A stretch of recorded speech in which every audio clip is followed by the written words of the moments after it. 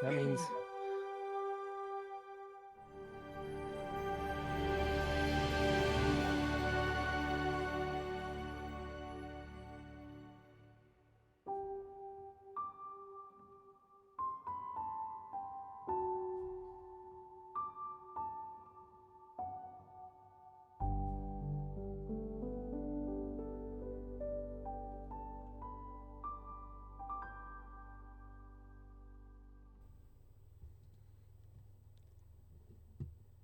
How's it going, everybody? I'm Kyle from Fantasy Forge Studios, and we are back with some Everlast tabletop. Before we get role-playing going, before we get going, we need to test things, if that's okay. game. Yeah, that's I'm gonna fine. go. I'm gonna go into a different room and listen to the stream and see if we're hearing any echoes or anything. Okay.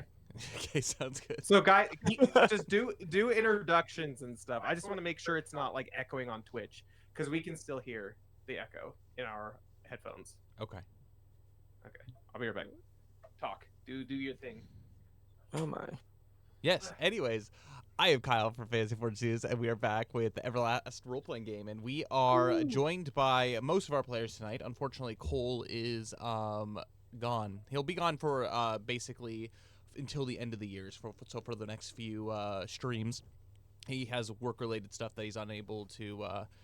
He's going to be unable to attend our Everlast sessions. But in the meantime, this is going to be our full cast of players. So let's go ahead and start some introductions, starting with Max.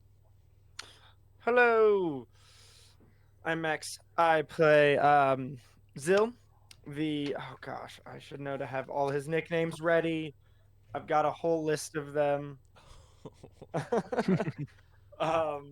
He is the orphan of Helix, the teapot of madness, the owner of Waffle, also known as Waffle House, the blacksmith extraordinaire, the future refining prospector. Max, you might need to bring your mic in a little closer. Closer. How about now? Okay, that's better. Yeah, Okay, the specific mics you guys have, I think you have to bring pretty close to your face, and then if it's pretty close, it cancels out the. I think we're good. There we go. Maybe. Okay, that's better. Better. Yes, so many nicknames. Grew up as an orphan, is ready to protect the party at all cost. So yeah. And Dane is telling us to talk at the same time, so Connor, jump in whenever. I am also talking at the same time. Oh no, this is Oh. a problem. I don't know. I don't I have no idea. I don't hear an echo. I do. Maybe it's I hear just myself. Dane. I hear myself, but whatever. Wait. It's not too Is bad, that actually. Oh, I have my monitor up too loud. Oh, that would do it. Anyway, me- okay, I think yeah. we're technically set. Oh, Dane. So, just Max. Just Max. Hi, Cole. Okay. Are we better now? I think we're better now. Anyways, Max, Great. continue on with your Zill introduction. Yes. So, Teapot of Madness, who he got in a wrestling match, and he has an orphan from Helix, apparently crime lord. That is something y'all were talking about when I wasn't here last week, which apparently I mentioned in the session before and forgot about. So that's fun.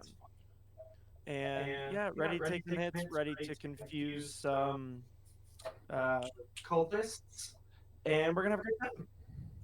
We're gonna have a great I'm time, kinda man. echoing. Oh, Yep, no. definitely echoing. Dang it, guys. No. I'm so sorry.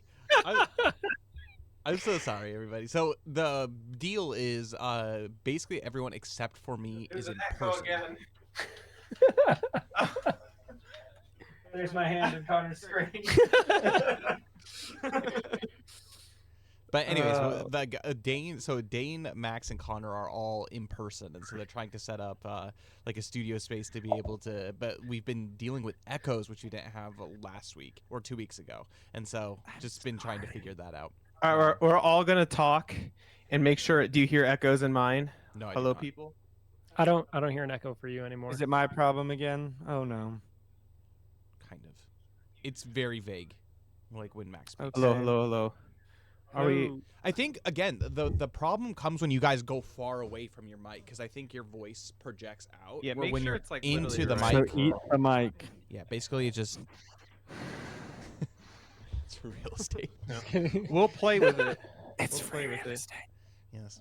But yeah, absolutely. That is Zill. Luxalia, she is the healer of the group. She is a Glyvan from the Silverwood, and she is a shrine maiden of Amaterasu. And she's pretty virtuous. And she uses magic or mana to whack the heck out of cultists and other evil creatures. She's basically the healer of the party. She throws out insane amounts of heals, and yeah, it's good. So yeah, she's here She's kind of holding currently her own. listening, so you can't say anything bad about her. Yeah, exactly. And then Dane, do you have your introduction? I'm here. I'm sorry, I had to get my blanket. Well, I play the character. Well, I'm Dane, but I also play the character Mistletoe Yuki. She is a silver draken of the far north reaches of Flamongolith, and she is a bard DPS. She is a blade dancer class. She's pretty cool. She puts out a lot of damage. If you saw last session, she was killing a bunch of cultists. It's kind of cool. And yeah, it's pretty good. By the way, I can hear a little bit of an echo. Can you guys I hear a don't little bit at of an all. echo? Okay. Yeah. And then a little there's bit. me, just ruining everything. I don't hear an Yeah, echo Max. anymore. Oh, you don't hear an echo I don't in either. Max? I don't either. Wait. With Max. I don't know what I did. Don't touch Did anything. I fix it? We're good. Technology. But not only that, but she's also the lover of oatmeal raisin cookies, which she's gonna be eating during this. I heard During there the was a stream. snickerdoodle somewhere. Yeah. Where can I Connor, get a did you eat both snickerdoodle? of them? Oh, I thought. No, there's none. That's okay. That's okay. The double snickerdoodle. Here, have an oatmeal raisin. No. Why would you ruin a good oatmeal cookie by putting raisins in it? My thoughts exactly. But yeah, oh yeah, Cole, that is right. Yuki is a fan of oatmeal raisin. It's a delicacy up north. It's like Because an they old don't have fresh person. fruit. It's Well, no, it's they the don't- old they don't- person. It's They the don't candy grow for old fresh people. Fruit. They don't grow fresh fruit, so they have to. It's a snowy environment, so they That have makes to like sense. dry their fruits. It's like prunes, like people who like prunes. Who likes prunes? I don't like prunes. Anyway, that's Yuki. She's pretty cool, and we're in the thick of it. So Yes. And then our next character is Belbin. Yes. Hi guys. I play, or I'm Connor, and I play Belbin. He is, I don't know. He likes hitting things. He kind of got himself into a pickle. Well, he's currently in a pickle right now. He's in a bird's mouth. He's like a worm. Yeah, I don't know. He's a DPS character. He likes attacking. He's the oldest guy in the group. Well, I guess apart from Thordane, but he doesn't really count. Thordane's. Yeah, he has a different like scale of life that he's measured on. So yeah, I don't know. He's a Glyvan from the Roku Horn. Grew up pretty poor, but he's here now, trying to make friends with these guys. But we'll see if his friends save him.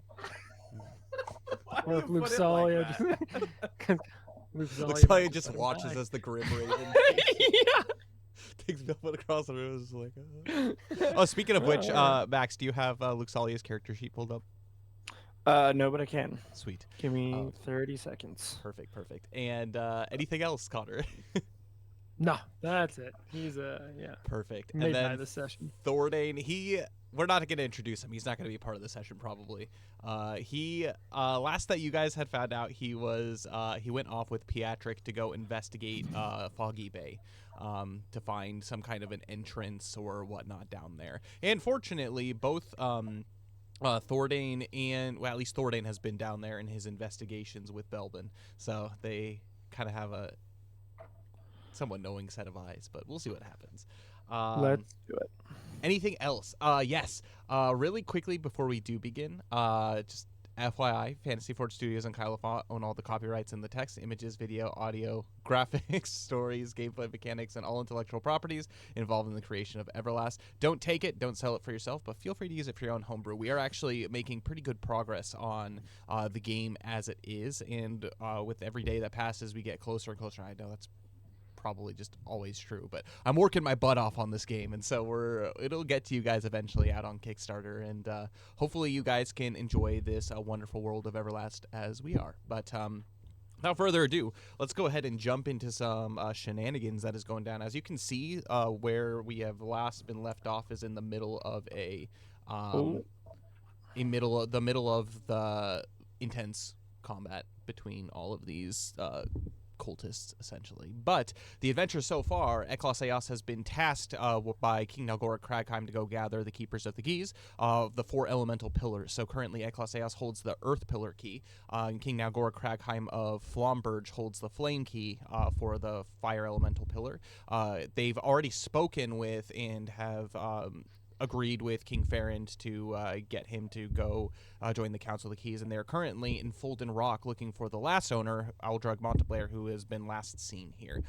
It's been, what has it been, like 3 months since you guys have been in here, and it's been over the course of like a day. It's crazy. But they are currently in the throes of not only investigating the town, but thwarting a wicked plot here to create some kind of a life or death elixir potion that basically gives the wielder the ability to use necromancy.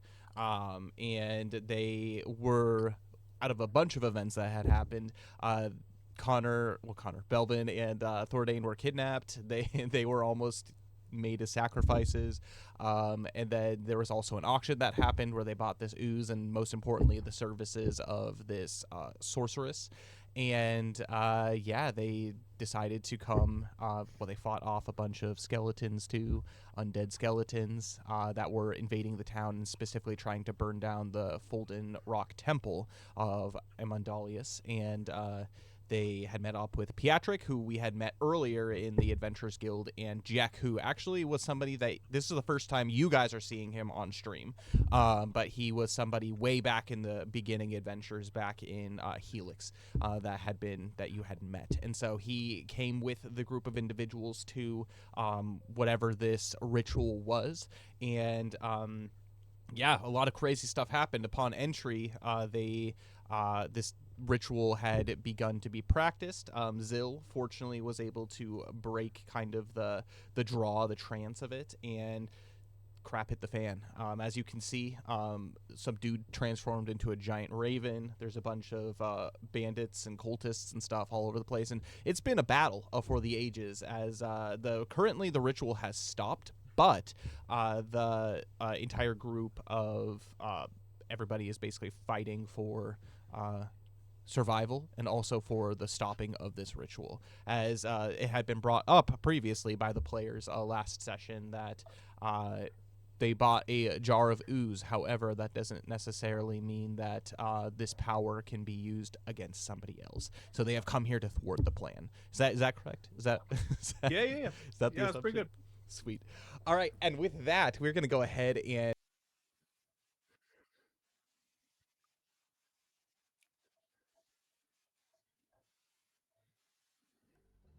Initiative.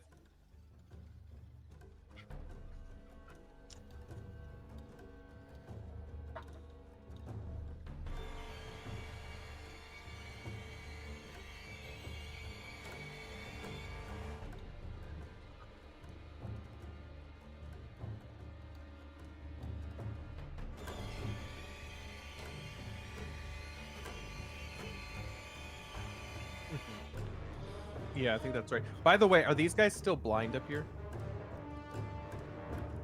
Okay. Oh, Kai, your audio disappeared. I'm back. Sorry. I clicked something and it muted my mic. Anyways, this whirlpool, every time you enter for the duration that it is you gain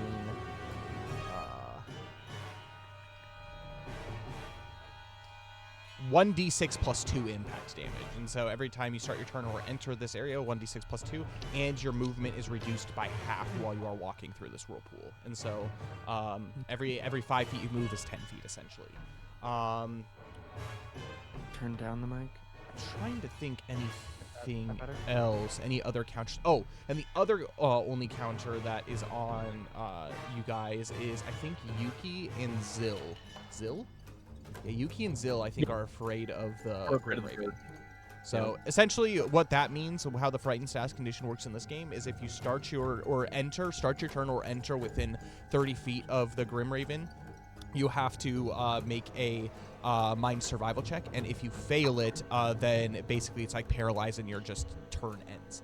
But we're not within there, are we? Paralyzed. Yeah, you're not in there within that radius. Moment. 5, 10, Live in. 30. Yeah, technically. Yeah. Zill's Also, not. Zill, do something this battle because you were useless. Hey, now. Kyle rolled a roll bad.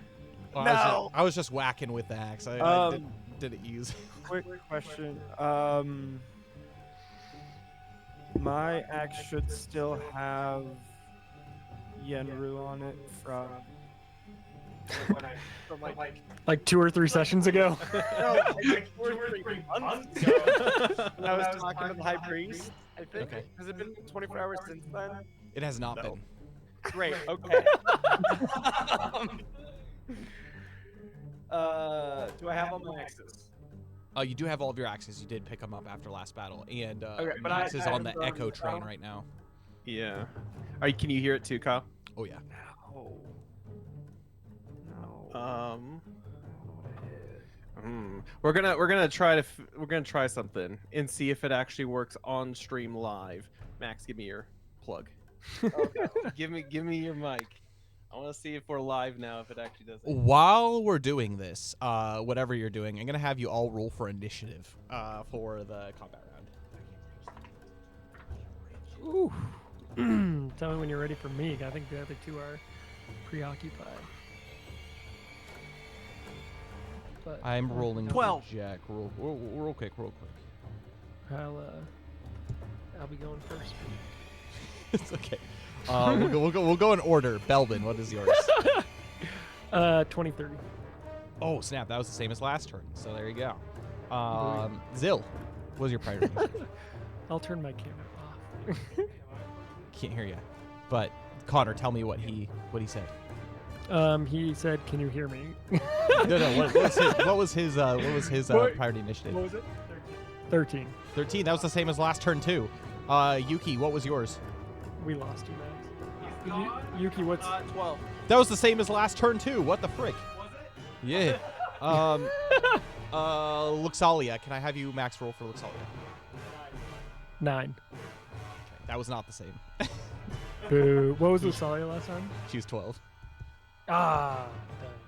And then no Thordane, so I think we are set to proceed. All right, let's see if the mic changes work. I don't hear any echoes. Oh, I don't even. Because it's muted. No. Okay, talk. Hello. Oh, I'm here. I think we're Maybe. good. For now. Dane, you talk. Hello. Are we good? I think we're good. Hello. You did something and it worked. We basically turned it off and back on again. We're victorious. That's basically much what better. Okay. Everlast Echo Shadows of Folded Rock. Jeez. By the way, that's a Fire Emblem reference for them. Anyways, we're at the top of the combat round, starting with Belbin. So currently, Belbin, you are in the maw of the giant raven. So you can spend support actions in order to attempt to break through. Essentially, it's going to be contested physical skill checks between you and the raven. And each one requires a support action to use. Okay. Unless Yeah, you just wish to be staying in his mouth. Yeah, if I do stay in his mouth, would I still be able to attack him? Yeah, you would Or be am I- able to. You're not like in his belly. You're just like in his beak. Like Okay. half chomped. I think I just want to get out though, so Okay. I'll use a support action to get out. All right, so physical skill check. These are going to be, as I mentioned, opposition. Just I have a flex feeling that your he's- sweet biceps. I have a feeling that he's very strong though. It's just a bird. Birds aren't all that strong. Have you seen their legs? That's true. They skip a leg. All Belbin right, doesn't. Connor. I got a 22. I got a 15. That's pretty good though. No, If you want to use other support actions to try to do it again. Yeah, no, I will. Let's go again. As Belbin's struggling, this crow has him in his beak. What is the modifier on that strength? All right, 12. 16. Oh, All right. Whoa. Okay. You Not as you- impressive. I rolled really high the first time and really low the second time. As you struggle to open his beak to get yourself out, as he's kind of looking around, he doesn't. It's interesting though, because he doesn't look like he's trying to eat you. He just has you in your beak as if to restrain you. However, as he opens up to chomp down on you, you use that as your opportunity to break free from the little bit of loosening, and you are flopped down onto the ground, not prone, but down back onto the ground, and where you were picked up. And the raven looks at you and caws angrily. So that's 2 support actions. Yeah. So now I just have my movement. what do the ravens call like? That was good. Yeah. Anything that you want to do, Belwood? Did he have to drop me down right there? Basically, right where he picked you up, as he dropped you. Okay. I'm trying to do some quick math to see how far I can move. Here we are. Has Kitsune been summoned? Kitsune is not summoned, no, unfortunately. Great. Okay. Kitsune's just chilling. Actually, is Kitsune summoned? No, it's No, I don't think he No, was. that's right. I don't It think got smacked last battle. That's right. Can I'm I just gonna summon? move. Yeah, if you want to. Okay, I'm just trying to figure out what I want to do with Luxalia. Yeah. Feel free to do whatever you want with Luxalia. Also, Cole, if you're listening, if there's anything you want her to do, feel free to type it in chat too. Or Yeah, I wanna. Yeah. I'm gonna move right here and engage this guy in battle. Alrighty then. So as you actually, so you were right here. Yeah. You're gonna have to make a disengage support. If you do, you only have 2 support actions. Yeah, we're not engaged though, That's true. You're not. because he just dropped me. Cole I'm is just saying running. Kitsune is summoned. With that, you go ahead and start a combat challenge, and then we're gonna go ahead and move to this raven. This raven's pissed off. He just lost his prey, and so he's gonna go ahead and he has a couple of things that he can do. Is it his turn already? Holy smokes! What is this raven's movement? Well, remember, I just have it as like the same every combat round. Oh, yeah. I'm not changing the enemies, and so the next he is gonna go ahead and do a. He's gonna move over here. 5, 10. He's flying, and so 15, 25, 30. I guess he's not affected by that, so he's gonna go ahead and plonk himself right down here. Oh my gosh! And yeah, he's gonna engage both Zil and Yuki in a combat challenge. Dude, we're paralyzed? No, because it's not the beginning of the turn. Oh, okay. Yeah, well, it's at the beginning of your turns. You have to make the. You have to do a mind survival check. Belbin, what are you doing? You should have been eaten by the crow. I think you both probably have more health than me. No, but we might be both paralyzed during this turn. I'm joking. I'm just being a beast. And he's going to initiate his combat challenge, and so that's what he's going to do. And the next is going to be Rolo Beaumont. And so he is looking, and he sees that his everybody around that is fighting. However, there is this whirlpool that has been summoned at his feet. And so he's going to go ahead and disengage here with a reflex support action. And he's going to 5, or just a support action. He's going to go 5, 10, 15, 20 over here to Luxalia. And is Kitsune Spirit out yet? I don't think so. It's Yeah, not her turn. Cole said Kitsune summoned at the end of last battle, so Kitsune should still be here. Well, I think Kitsune got smacked, did he? Well, yeah, it died, but he resummoned it at the end of the battle. Perfect. So. And then, so Rolo is going to go over here, and he's going to engage in a combat challenge with Luxalia. Zil, it's your turn. Oh God, I have to make a check of some kind. Yes, so a mind survival check. Can I Believe be in you. anything else, please? Believe in you. I think that is my worst stat. I think you have hope, by the way. Check your character sheet. Yeah, that's not one. I think I'm using hope. Take 2. Wow, went so much better to a 7. As the Raven comes and initiates combat challenge, it caws to the sky, and as both Yuki and Zil look at it, you are paralyzed in fear until the end of the combat. You can still, so it's not like a complete paralyze. You can still make attack actions against it. It's just everything is with despair.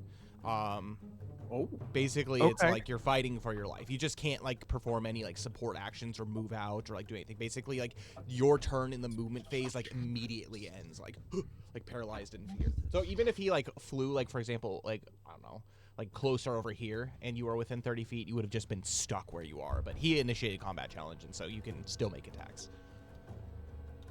There you go. All right, Zil. So I guess that's your turn. I guess. Well, I guess Yuki's got to make her mind check. Make your mind survival check. Nah, she's not great. Mind is also not her strong suit. Oh, it's actually not terrible. 15. Maybe we're just a dumb It party. lands, and as you look it dead in the eye, it like looks down at you, and you can see like basically like a reddish energy pulsating from it. As it looks, and you see it call at you, and you have steeled yourself to face this foe. But it still has initiated combat challenge against you. So if you want to do anything, you have to. Yeah, that's fine. She's going to use a support action to continue her dance. Okay. That she had going from last turn. She's going to use another support action to shout down at Rolo as she sees him kind of going towards Luxalia and just be like, and she's going to attempt one more time to persuade him to see some sense in things. Okay. And she's going to yell back towards his direction, Rolo, can't you see what you're fighting for? And Yuki gestures up to this big old bird. Do you want this to be your master, or do you want to be your own master? Make an influence skill check for me. Oh, well, it was fine, but it's a 17. Better than fine. As you call down, he has his blade. Basically, he hasn't drawn his blade against Luxalia yet, but he kind of almost has like this sneer, like a sneer of panic as you call to him. Luxalia looks at this guy's eyes, and it begins to soften, and he sheathes his sword, and he looks up at the Grim Raven, and he says, I better not regret this. And he is turning around. The combat challenge is no longer Rolo, please. Let's go. all right. And then with her third support action, because while she's dancing, she gets another support action. She is going to look back towards the Leviathan Maiden, this lady, right up here. And she's gonna turn again, and she is not really knowing what Jack is referring to as far as a demon, because again, last turn Yuki didn't really see anything. Yuki's gonna shout back towards her, I don't want your name, I want whatever's over you's name, because that's what Jack was saying. Make an influence Yuki skill can't check. see it. Yuki can't see it. D10. I don't want to roll a D10. Anyone can come check this. Natural 16 for a 19. Let's go. As you call out to, I think her name's Familia. Yeah. She revealed that last turn to Jack. She looks to you and then her eyes like glance like over like your shoulder in the direction of Jack as this whirlpool is raging around you. By the way, you take 5 points of impact damage. And she gazes to you, and then her eyes meet with Jack on the other side, and immediately like her eyes widen, and you hear this horrible scream. It starts high pitch, and it goes into a deep, like guttural call. And essentially, the creature, you don't see anything. You don't see any physical like manifestation, but he goes, "How dare you address Emoneth?" Emolith?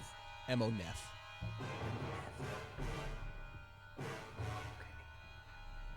I don't know what I'm writing down. I feel like I need to write that down. Zill's just like, I'm really afraid right now. Where's my notes?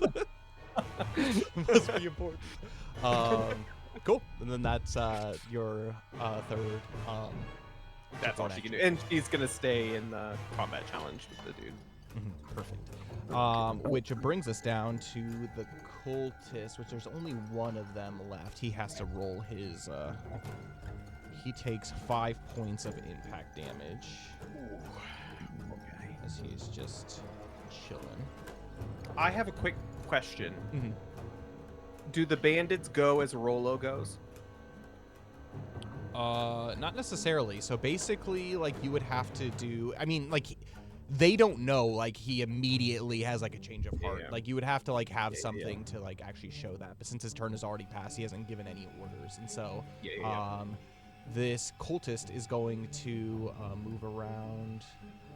That's 10, 20 feet. It's rough. And, yeah, he's going to continue to initiate a combat challenge against Jack. And then it's Luxalia's turn. Okay. Sorry, I'm trying to take in a lot of information. I know. A lot of arts and all that fun stuff to use. So Luxalia is gonna go. And again, feel free to, with your own mice, to move your characters as you see fit.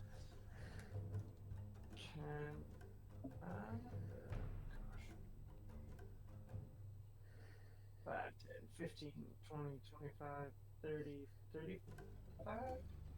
35.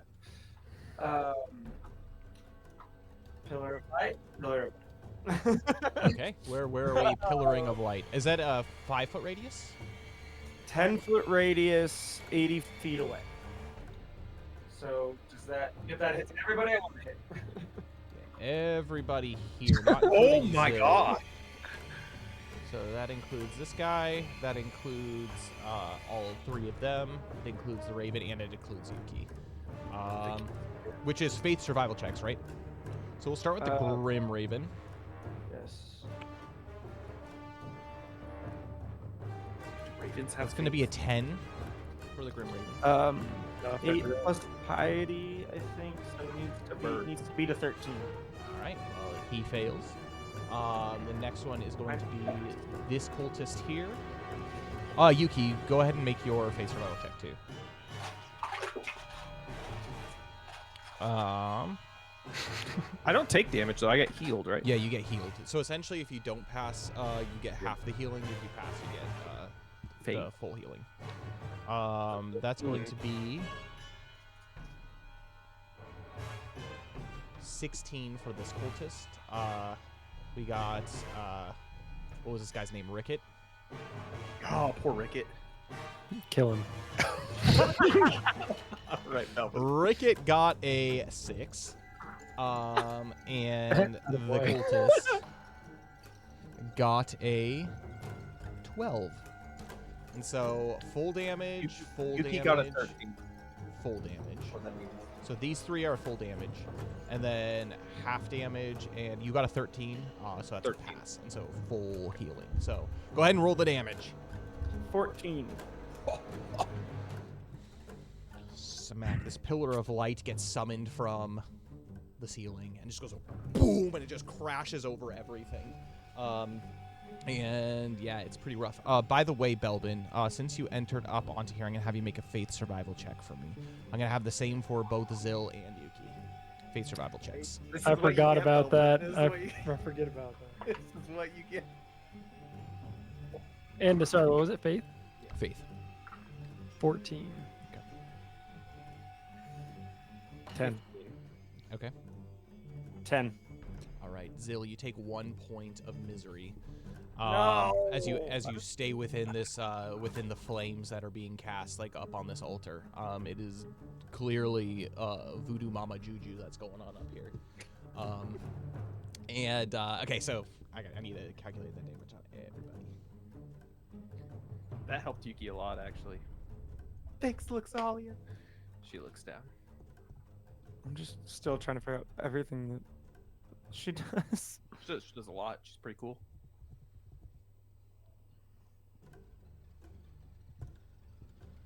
Okay. I think we're good. All right, and with that, this pillar of light comes crashing down, and it emits this blinding aura. And everybody doesn't necessarily become blinded, but you can see that the cultists and Ricket falls down on his back. He looks like he has fallen unconscious. And the Thevelia, she seems to have been impacted, but her physical body doesn't seem so much. But you hear a like this basically building up roar as it's basically from like her mouth as she is beginning to be pissed. So like a death metal screech. Yeah, death metal screech. That's exactly what that is.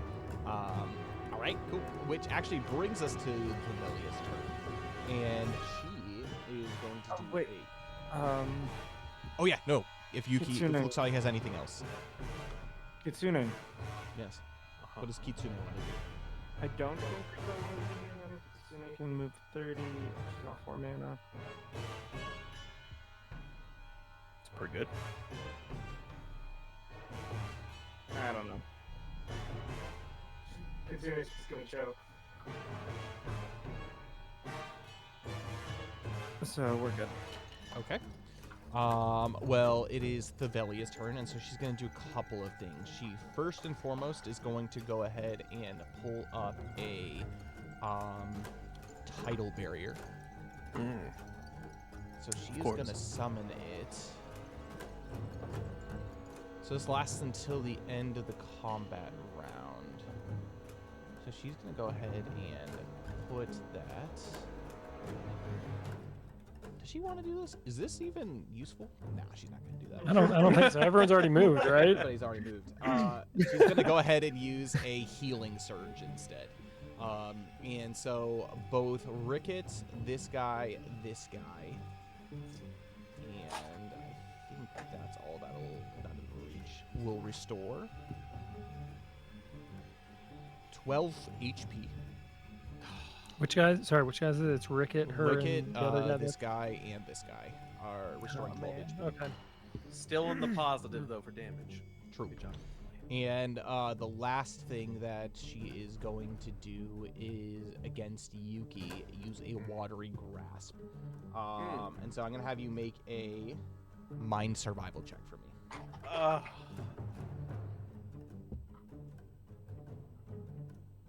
14. 14. That is a pass. So nothing happens. She was gonna restrain you, but you do not get restrained. And that's gonna be her. Oh, and she's gonna move too. She's gonna go 5, 10, 15. Zill, what's your mind check? 3.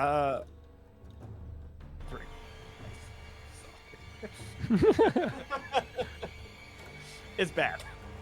Yeah, he's got a mind of 6. Sweet. Yeah. That's all right. My mind is only 8. Still better than me. Yep. I've got a like 10. it. Oh, you're pretty good. I thought we were just. I was saying that. I think we're just a dumb party. Sweet. She's gonna move here, and then that's gonna be her end of her turn. Which that might be a risk, but you never know. That's fun. And that's gonna move down to Jack. And so Jack, he is going to receive 4 points of impact damage. And Shouldn't he be like in the eye of the storm though? yeah, he is right in the eye of the storm here. And so he's going to move 5, 10. Still within, since that combat challenge has been initiated, he's going to stay engaged in that. But we are going to go ahead and he is going to call out to the group of you. He says, "We must restrain her, and I need everyone in this room to begin praying for the salvation of this soul so that you too are not put to the test." Faith survival checks for everybody. Nice. Luxalia just like starts chanting something. Something's in the water today. These rolls are Awful. It's because I stole your snickerdoodle. Dirty 16 for Yuki. 17 for Belbin. Oh! I know, right? With a face score of 14. 9. And I rolled a Luxalia. 2. But Luxalia, 13. You all pass. As you begin to pray, you see that around Jack, basically, this mantle of light has begun to flow, almost like kind of like this light cape. And you can see as he holds his staff out in front of him, he seems to be channeling what looks to be some kind of radiant energy as his staff is beginning to sparkle. And that is going to be his turn. Basically he's focusing all of his attention on this, but he said we must restrain her, and so she has to be staying in one place in order for this to work. And with that, we're going to go ahead and move down to these guys. They're going to go ahead and start 5, 10, 15, 20, 25, 30. 5, 10, 15, 20, 25, 30. 5, 10, 15, 20, 25, 30. And same here. 5, 10, 15, 20, 25, 30. 5, 10, 15, 20, 25, 30. And then this guy is going to go ahead and 5. He's going to take damage. He could just walk out of that thing? 3 points. Yeah, he can just walk right out. So it's basically it's a half movement, so that's 10 feet of movement in order to do that. But yeah, you can just like enter and walk out as you want. But he takes 3 points of impact damage. Oh my gosh. And he is looking very worse for wear. He's going to go ahead and initiate a combat challenge between the two. And that's all they're going to do there. And then... yes, the cultists. This guy's already has a combat challenge. This guy is going to go ahead and move 5, 10, 15, 20, 25, 30 up onto this altar here. And is going to go ahead and use a black dart against Zil. Zil, make a mind survival check. Oh no, sorry, not. It's an attack. It's an attack. It's an actual roll attack. Okay. Just straight damage, They were doing them all to Yuki last Yeah. time. 16 does a 16 hit. Thank goodness. Oh! As the black dart is launched, it vanishes right before it actually hits you. It doesn't seem to have the strength or the power to be able to penetrate your armor. And Ricket. yes, Ricket's at the very bottom here. He has one more thing that he possibly can do. He is going to go ahead and use his...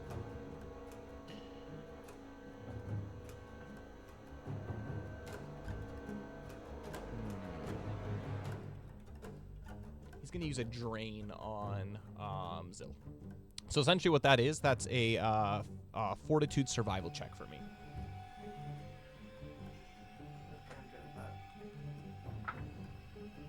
Well, my dice are not 10. 10.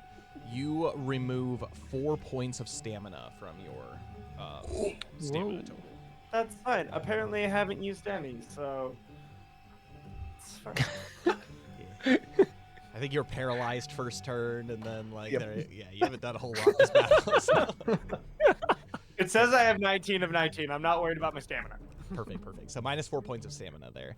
And then that's what he is going to do. And then Rickett. So Rickett's going to stand up, and he sees that all of this is going down. He's going to make a mind survival check. He's feeling pretty good. He got a 16.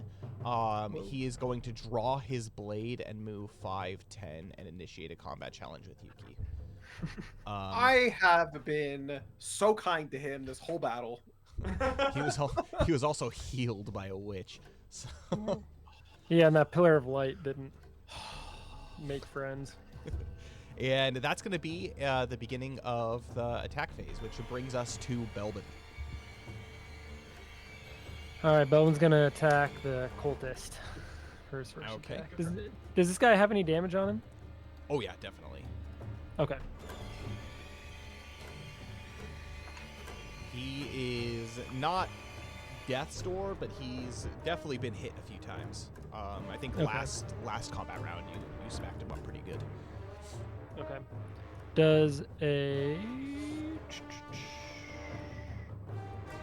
14 hit? 14 hits.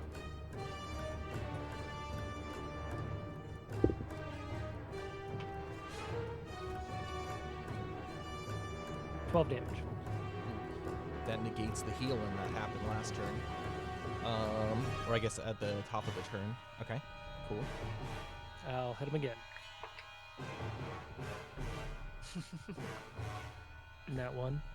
Yeah, that'll not do it. Who are you attacking? The Raven? No, not the Raven. Not the Raven. Oh, this cultist? This cultist has full HP. So, did you get any bonuses if he is at full HP, or? No, I don't think so. I think that those went away. Okay, got it. So 14. Heal that up on the Raven.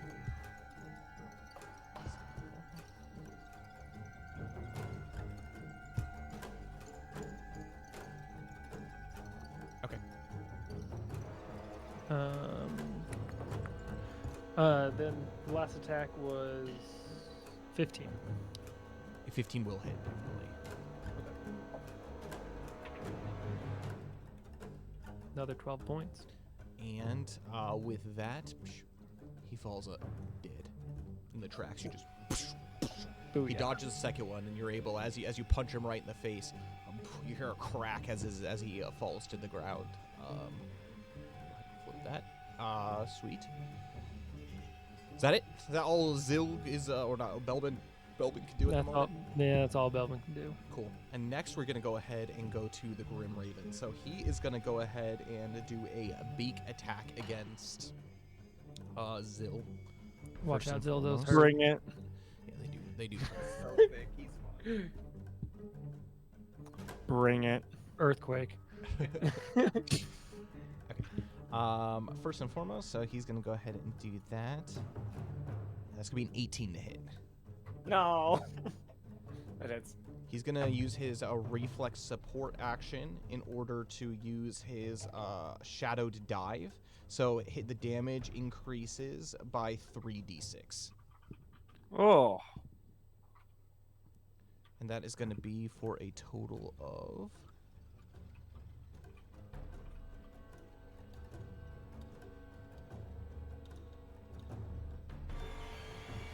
26 points of cutting damage as he basically dives down and basically starts pecking at you. He's going to use his second attack action against Yuki. He's going to use a claw attack. Talons attack, I guess. That's going to be a 17 to hit. Yep, that hits. Freaking birds. And that is going to do 16 points of cutting damage as he lash out. Basically, he pecks down at Zil and then looks back and lashes out and scratches. I'm going to actually, Zil, make a fortitude survival check for me, too. Please, dice. Please. Hey! 20. You are not bound. Oh, thank goodness. He did not peck you and pick you up in his beak. All right, that's all he can do, which brings us to Rolo, who isn't in range of anyone with his weapon, and so Zill. So I can still attack this thing. You can. It's going to be at Despair, but yes. Great. Can I also use my reflex support actions to throw axes at it? Can, if you wish to do so. Then I have 4 attacks coming its way. Get it, Zill. Which is, this is going to be 6 stamina. Ooh, now I'm a little sad about that. Okay, attack 1, Despair. Yep, Despair on all the attacks. I rolled a 16 and a 15, so... Sweet, that'll hit. Both will hit. Oh. Well, no, the first one was... That was 1 attack. They both hit. Both values. Oh, okay. Yep. So... Ooh. That is 11 plus 17 cutting damage.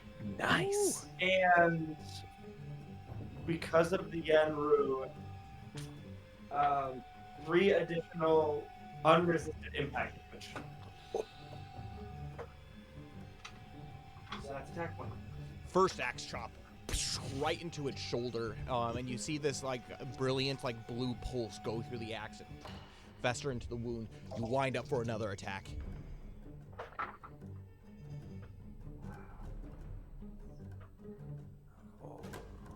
It's a big bird. You're fine. That's a big bird.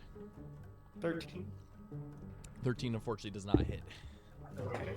So that's my 2 big axes attack. Now I'm shocking hand axes. Both hand axes out.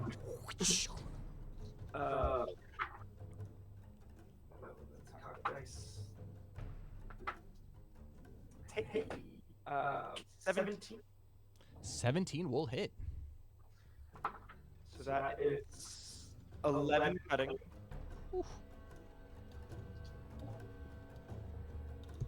And the last attack. Now one. Yeah, I'll miss. Soaring off into the distance. Does that mean it takes the durability? Yes, it does. And that means it hits this guy in the back. Just right in the top of the head. Zill's guy got who's quite already the on arm, death's yeah. door. Thanks, Zill. Not perfect. And so that's that. Yuki, it's your turn. Yeah, incredibly annoyed at Ricket. Yuki's going to look Kill at him. him. Oh, no. She's going to look at him and kind of give him a sneer and say, well, if you're not going to be helpful, get out of here. She's just going to grab his sword and huck it across the room. Okay, I'm going to have you make a physical skill check. It's going to be contested. That's a 14. 18. That's pretty good, though, for Ricket. Yeah, he got really good roll. He goes to stab you, and you just grab his arm, like, in mid, like, swing, and you, like, take the dagger out of his hand, and you just chuck it across the room all the way into this corner. Yeah, and I tell him as I do that, Ricky, you're going to get yourself hurt over here. We've done nothing but help you. Go join your master. And she points over towards Rolo. Make a influence skill check for me. This guy. 15 plus 3, 18. He goes, I'm sorry! As he's gonna begin to run when he has the chance. Yuki just is like this. And then she stabs the bird. Okay, so that was one. I'll say that's one attack action Alright, for that one, but with their void of vocal broadsword. 12 plus 9. What is that? 21? oh yeah. Max damage. So 10 plus 9. So that's 19 cutting.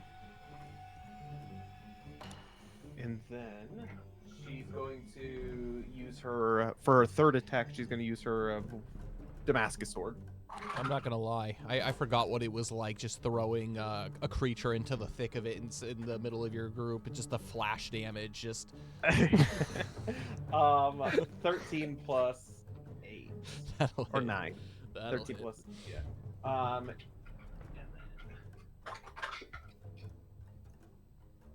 It's 5 plus 8. 13 cutting on that one. Right.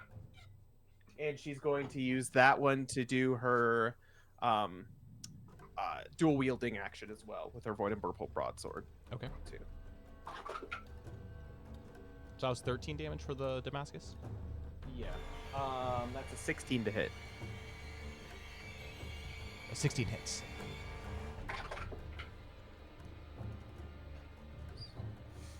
Nine plus 8. What's that? 17 cutting. And yeah, that's Yeah, you begin just like hacking at the back of this thing as it's focused on Zill, and you can hear high-pitched caws as you just begin carving out its back. It is bleeding profusely, which is going to bring us down to the cultists. This guy's going to go ahead and go first. He's going to attempt with his mace to boop Jack, and he does for a total of 8 points of impact damage. That's gonna check. And then this guy up here, who's in a combat challenge with Zill, he's a different kind of cultist. He isn't their typical mace user, but he's going to go ahead and use his cursed blade in order to. He has 2 attack actions to use against Zill. First attack is going to be a 17 to hit. Dang it, that's it. Okay, I'm gonna have you make a faith survival check for me. I believe it Not uses wait any tabs open. 11 points of cutting damage. 11 points of cutting damage. And a 22. 22, you definitely pass. So he's gonna make his second attack action at you, and that is going to be for a 14 to hit, which doesn't hit. Perfect. Cool. I think those are the only 2 cultists that are technically still alive outside of this guy here. All right, cool. And then that's going to bring us to Luxalia. Attack actions. Does she have any left? No, because Pillar. Wait, is Pillar of Light an attack action? It should have done. I don't worry about it. I got confused too. That should have happened during this point of the combat. But Yeah. Yeah, it's fine. I think what it is in the document versus the character sheet Yeah, say different things. yeah. She should have 2 attack actions though, shouldn't she? She should. She has 1 and 3 support, Cool. I think. Maybe. I don't know. Yeah, she gets her second attack at 8. Nice. So no attack actions? Question mark. No attack actions, which Okay. brings us to Thevelia. So she is gonna go ahead and use her ultimate weapon, her trap card. She's gonna go ahead and use Call of the Deep, and so it is a cone, 60-foot cone. Oh my goodness. Calvin just looks unamused.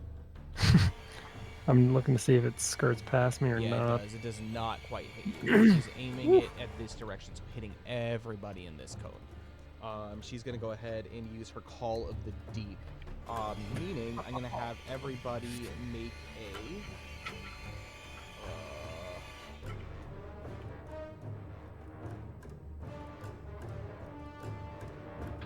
Fortitude survival check.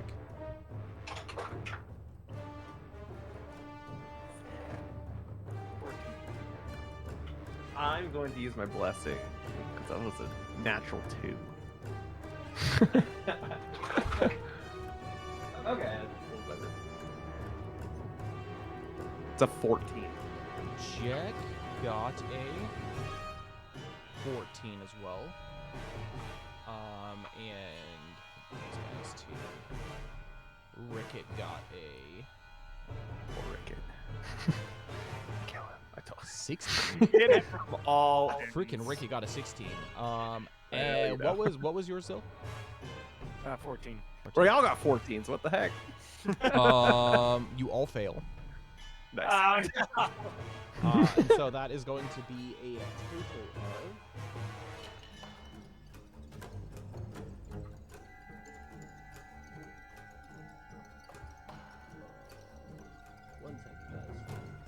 Is it frost damage? It is frost light damage. I is get frost halved damage. then. It's halved for me. If only it was light damage.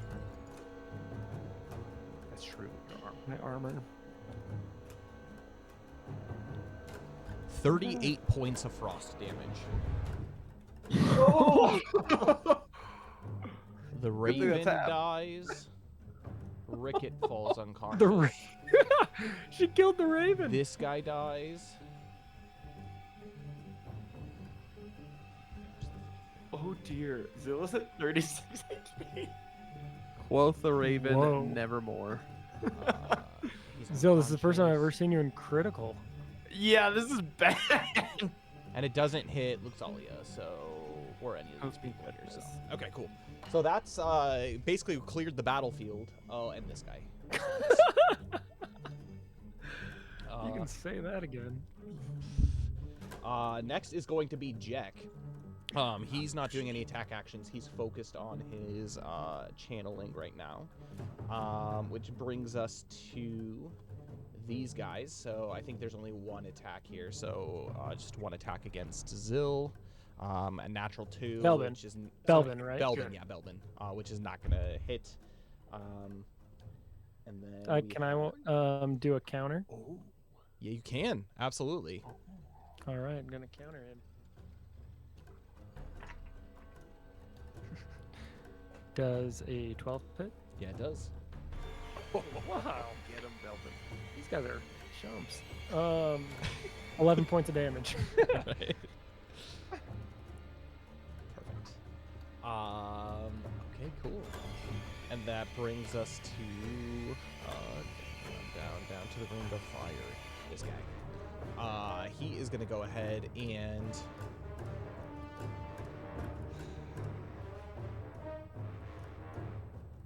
he's gonna use another black dart.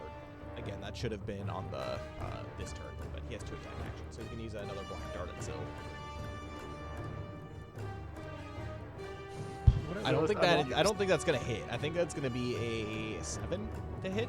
So black dart ineffective. Goodness. And that brings us to the end of the combat round. That was a clear wipe. You hear at the end of this turn, as this basically torrent rages here in the background, you hear, "You will bow to my master." As basically you can see like this Fashion Fey elf who is clearly possessed. Like she's almost starting to begin to grow fangs, and her eyes are beginning to grow like a deep, deep blue, similar to like the blue of the flame, to the blue of the flames. And with that, we are going to go ahead and roll initiative again. No, positioning rolls? Positioning rolls? Oh yeah, there's one combat here, right? So yeah, Yeah, positioning. just me. and- Looks all you do. Wait, did the guy never attack Luxalia? No, we didn't. Let's attack him. Good. Let's attack Whoa, him. Max. No. We gotta play fair. Does a 12 hit, Luxalia? Thank goodness, no. Okay, so nothing. Positioning roll. So we'll do the first Zill. Zill doesn't have one. So not Zill, Belvin. That's going to be an 11 for this guy. That will be an 18. Which way? Do you want to move him? Actually, he can only move one way. This way. Yeah, push him that way. And then Luxalia. It's a strength survival Yeah, check. physical skill check. Physical skill check. Can it please be strength? 6. It's an 11. So she is going to get pushed back Oh right. this far. And then Kitsune, can you roll for Kitsune as well? Yes. Oh, I'm guessing Kitsune is getting How can you push something ethereal? How can you push that 3. which has no life? 3. Nice. Yeah, definitely pushed. Does that have a 0 physical? Yes. And, All of it's an okay, elemental. now we're reset. Go ahead and roll for initiative. Oh my goodness. Come on. Big money. Big money. Does Nat 16s do anything for initiative? No, it's just the maximum for. No. If like for example, like there's someone who does so it guarantees you like first in the combat round, and where it really matters is if somebody rolls higher than you, like just naturally, which I don't think anyone can roll naturally higher than you. So Yeah. Jack got his. Okay, Do so I Belbin. use my blessing? 24. Oh my god. 24. Do I use my blessing? These are the questions. You On the initiative? If we need to keep her stable, Dirty 16. I think I'm the only one who can get to her. What do you mean you think you're the only one that can get to her? Ye Oh, of you're little close, I faith. thought. Never mind. You're good. Yeah, Never mind. yeah. We're fine. Don't use a blessing. I Zill.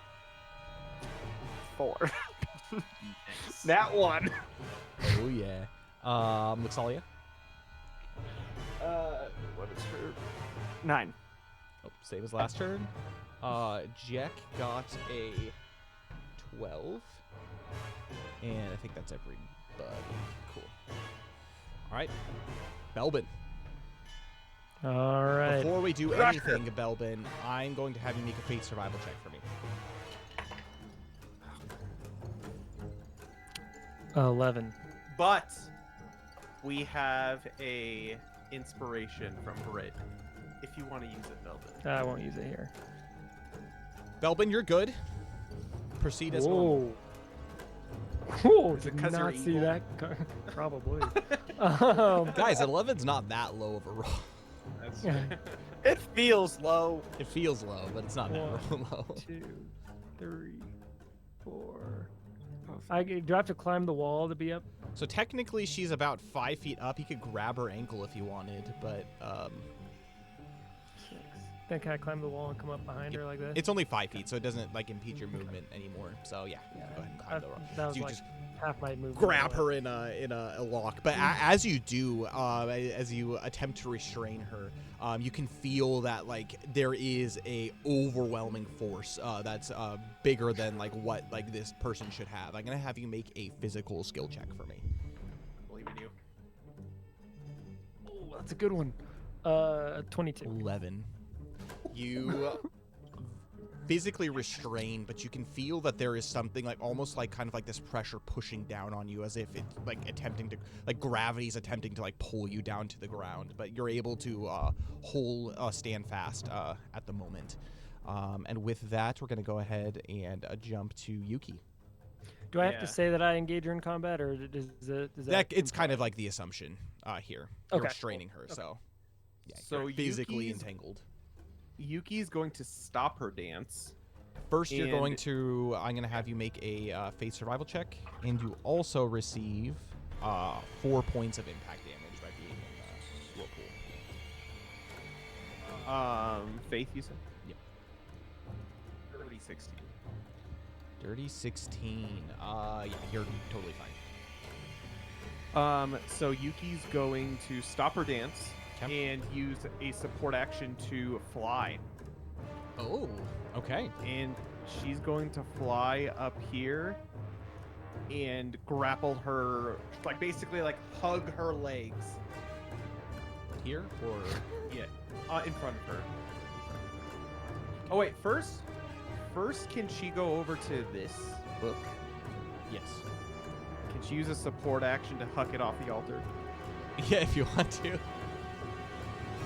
He's gonna huck it in this way. Okay. Yeah, you do so. What is your strength score or strength modifier? Good. Real good. It's 5 Strength feet. modifier. It's 5 feet times your 7. 7. 7. 35 feet. 5, 10, 15, 20, 25, 30. You're able to chuck it. And we'll go ahead and use King Farron as the marker for that. King Farron. And then she's going to go over here, land, and then and kind of restrain her. Go ahead and make a physical skill check with Hope. She is currently in the process of already being restrained. She got a 6. Yeah, that beats it. Her modifier is 6. 13. Yeah, you basically you grab the legs as Belvin has the front, and basically you can feel kind of like this overwhelming presence of similar, like this gravity is pushing down on you, almost as if it's trying to like crush you into the ground. This girl's gonna wreck us because we're all clumped together. You begin to hear, you bastards. As he just begins to like guttural screams and violently shaking. This person should not have this kind of strength. As you look up, you begin to see kind of like this outline, almost kind of like a puppeteer above, begin to kind of shimmer outward as you're basically in contact with this entity. And with that brings us down to Rolo, who he's going to make his way over here. 5, 10, 15, 20, 25, 30. And he's going to say, "Men, lay down your arms. Get out of here right now." And yeah, they're going to, these guys right here, these three are going to go ahead and listen to that. And that's what he's going to do. Jack, it is his turn. He is going to continue on with his purifying. So first he's going to move 10, 15, 20, 25, 30. And he is going to continue as he makes his way kind of within earshot of the clump of you. You begin to hear him say, as he's channeling, his eyes are basically closed as he has like his staff held out in front of him. He says, "Avomnia, whose nature is ever merciful and forgiving, accept our prayer that this servant of yours, bound by the fetters of sin, may be pardoned by your loving kindness," as he just continues to walk forward, and basically inciting a rite of exorcism. And with that, we are going to move down to the cultists here. Natalia. I'm assuming Rolo would have said something to this guy too. He's also Great. By the way, there's a cultist right here still. Yes. Yeah, Different Bill's kind on. of cultist. Different kind of cultist.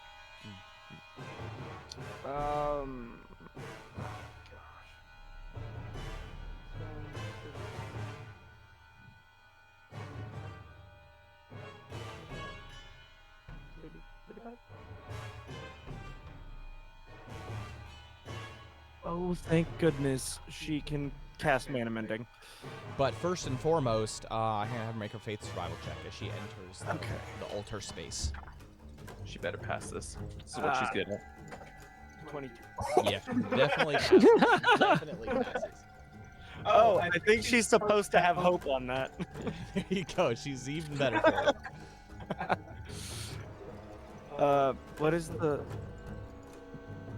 mana mending is 30?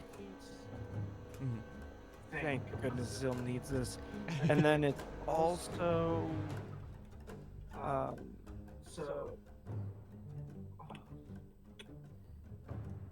Jack and Luxalia or Yuki get it too.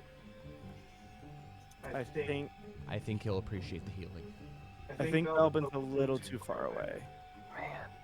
The first time this session that's been a bad thing to be far away.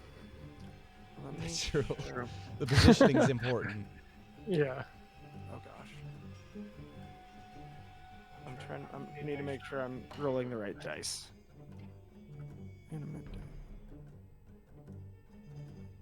Okay, 1d8 plus piety.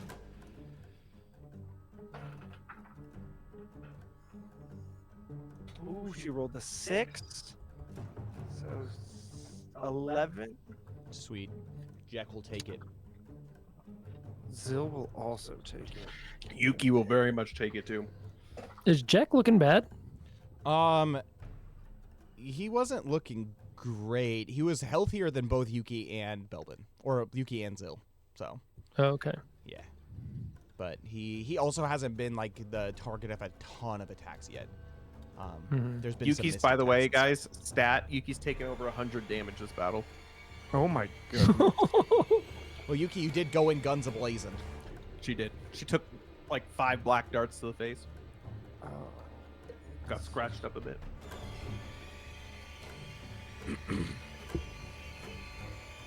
Okay, but it's Kitsune's turn. 30. Sure. And with that, we are going to go ahead and jump down to the Favelia. She looks at both of you, and she's going to attempt to break through whatever this is. But first and foremost, she is going to go ahead and use she's going to go ahead and use a healing surge. And so basically it'll affect this guy here. Gotta keep my units alive. Your one unit. Can she do that if she's restrained? She can. So it's like Okay. a magic art that she's using, and so she can do it without needing to make any actions or anything. And this guy's gonna heal 8 points of damage. Cool. And then she is also going to. She's going to attempt to instill fear. So in both a Belvin and I guess it would be a 15-foot radius, so 5 to everybody here. I'm going to have all of you make mind survival checks. Oh dear. 17. Okay. I used my blessing and it didn't help. You got another one. Another one. Yeah, Britt gave one to whoever needs it. Do I want to burn it on this one? Probably. It's up to you. If you don't. Thanks, Britt. Yeah. Thanks, Britt. Sorry, Zill. I'm taking everything from you tonight. That's fine. Dirty 16. 7. It's going to be an 18 for Jack. 7. The only one who fails is Zill. Zill, you are frightened. This is for 2 combat rounds, and so to the end of this combat round and then next combat round as well. Just out of curiosity, would a 10 have passed? Oh, come on. After we kill her, you gotta tell me. I'll tell you. Okay. And then with that, I believe that's all she can do at the moment, and so she's gonna go ahead and move down to these guys, who are going to 5, 10.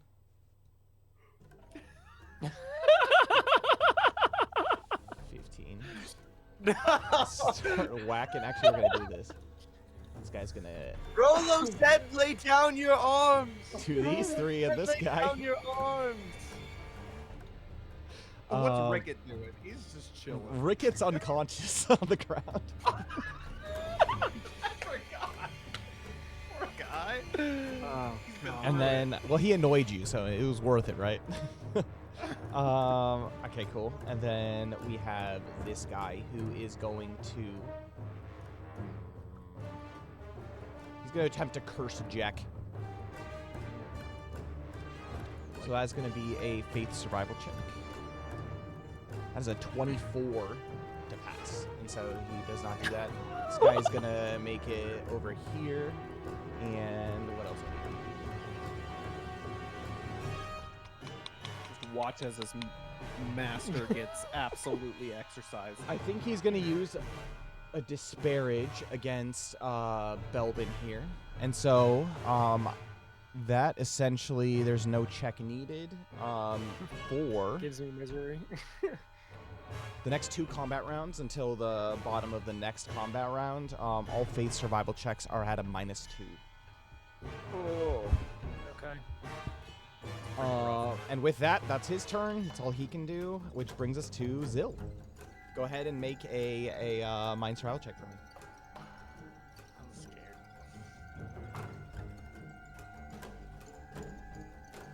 Seven.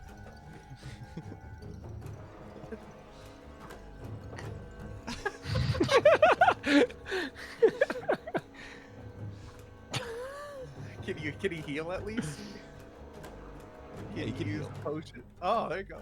It's not completely. Oh, no. Like, your turn ends, like, if you fail it. Like, your turn of the movement phase. It's fine. Excellent. So I can't do anything. I don't know. What's the value?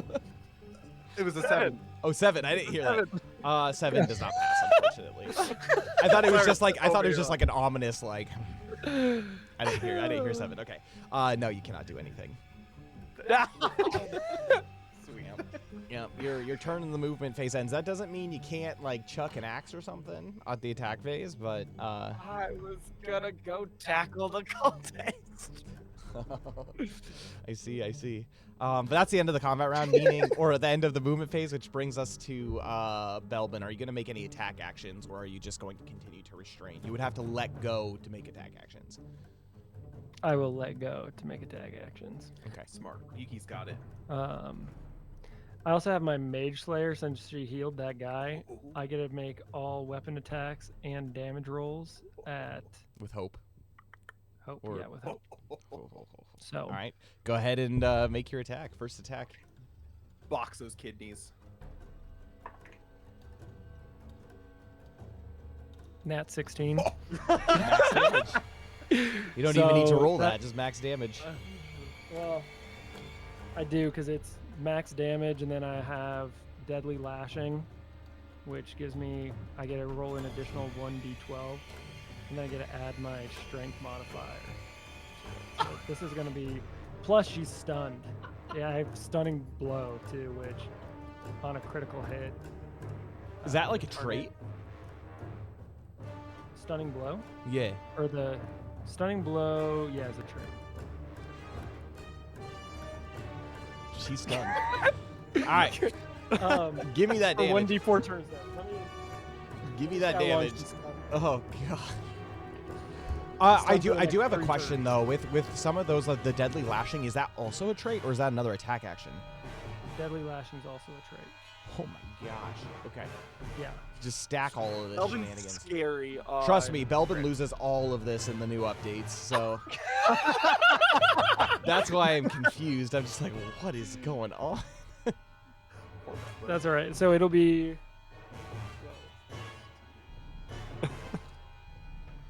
You still have stunning blow in the new updates, but it's an actual attack action. So okay. 21 damage for that one. Plus Okay. she's stunned for 3 turns. 3 turns. For how many turns? 3. So to the bottom Yeah. of this combat round and the next 2. Oh my gosh. Now I'll do my second attack. Yeah, you basically just like blistering straight her like right in like the back and just boom, and like it hits this solid surface almost like you're hitting a wall. And you don't even hear like any grunts of pain from her, but you definitely hit. But All right. continue. Second one was a 22 to hit. That'll hit. Oh man, 11 damage. the flash damage. Okay. Wait, actually, wait, that needs to be rolled with. Yeah. Okay. 11. The third attack is a 12 hit. 12 does hit. Oh wow. Okay. 11 damage more. Right. Oh my goodness. My gosh. Okay. Yes. Belbin just wails on this sorceress. It's just going crazy. All right. Next is Yuki. Yeah. So since she's stunned, she can't even do anything, right? She can't move. So she just can't move, essentially. Okay, then we don't need to actually restrain her then anymore. Yuki stands up, looks over to this cultist up here in the side, Mhm. on the side, and says, and she kind of laughs at him and says, "So much for a cultist of Burble Dow. We already destroyed your master," and shoves a sword into the legs. She's going for the legs of this lady. Okay. Go ahead and She's trying to immobilize her, essentially. she's pretty immobile, but go ahead and make it. Yeah, I know, but she's not going for like deadly kills. She's Is it with hope? just maiming her. Does stun give you hope on attack rolls or no? No, so basically all that is like paralyzed does give you that, because they can't do anything or move. They can still fight, but they can't move. That's essentially the stipulation. 21 to hit, by the way. 21 hits. 7 plus 9, 18. Cutting. 7 plus 9 is 16. 16. I'm not a math guy. That's why we got the math teacher. This game is math teacher approved. Oh, that's a natural 16 with her Damascus sword, which That's is max 18. damage. That's 18 cutting. Do you wish to withhold lethal damage? So basically, she's gonna stab it into her leg, Okay. and she's gonna talk to not the demon, but the actual lady. And she says, "This is your chance. Do you denounce whatever you're doing?" And as you look into the eyes of this profusely bleeding out Fesh and Fail, she looks to you and like her eyes are like aglow with like this like blue, almost like flames that are around you, and she says, "Never, never!" She just like screams at you in this low grumbling voice. All right, she's gonna twist the sword, but withholding lethal damage. But she's gonna knock her out. Okay. And at that point, she does fall unconscious. And as you begin to twist, you can see that there's kind of like a slumpness to it, and literally almost like a puppet master. She's like being held up, like she looks like she's kind of like slumped over, like being held up at the same time. But like her mouth and her eyes are still moving, as it were. All right, and that brings us down to Rolo, who doesn't have any damage, and then now it's Jack, and Jack's gonna continue as he continues doing his incantation. He says, "High King, Holy Lord, Almighty Father, Everlasting God, who once and for all consigned that fallen and apostate tyrant to the darkness of the void, who sent the light into the world to crush that roaring lion. Hasten to our call for the help and snatch from ruination and from all the clutches of the noonday, the devil, this creature, made in our image and likeness. Strike terror into the beast now lying waste in our vineyard. Fill your servants with courage to fight manfully against that reprobate dragon, lest he despise those who put their trust in you. And say with the tyrant king of old, I know not God, nor will I set Shalinthil free. Let your mighty hand cast him down, cast him out of your servant, Thevelia, so she may no longer hold captive this person in whom it pleased you to make in our image." To redeem through the light, who lives and reigns with you in the unity of the sacred mana kingdom forever, or a king forever and ever. I'm gonna have all of you make faith survival checks for me.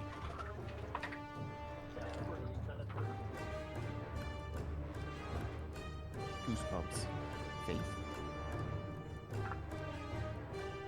18. 12. Still did something right. Nat 16. At 16. Whoa. And then Luke's all- 23. 21. all of you gain hope. Nice.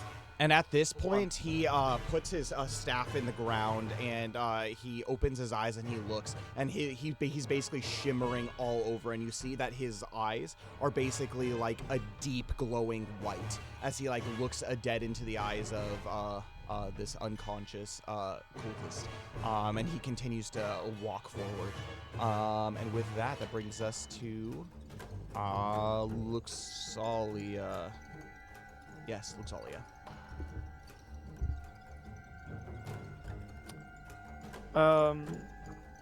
Luxalia is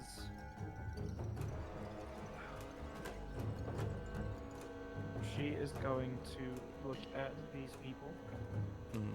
and be like, your master is called to lay down your arms. The lady up there has been put down. I will not fight you. And just kind of stands there. Very Way to Luxalia. play that. Yeah. Make an influence skill check for me. 14. 14. They all look around them at the surrounding area, and they see that across the way, all of the bandits have laid down their arms, and they do so too. And they look up at the altar, and they see everything that is happening in the altercation that's going up there, and they go, "Let's get out of here." Let's skedaddle. All right, and then that goes to their turn, which they're not going to go ahead and make attacks. And finally, that brings us to this guy up here, who is going to go ahead and throw 2 black darts into Belbin. How did he react, by the way, to Yuki saying what she did towards him? Who? Yuki told this guy that his master was dead. Yeah, And he's vexed. he is at the point of survival at this point. He's throwing 2 black darts here. I was just wondering how he reacted.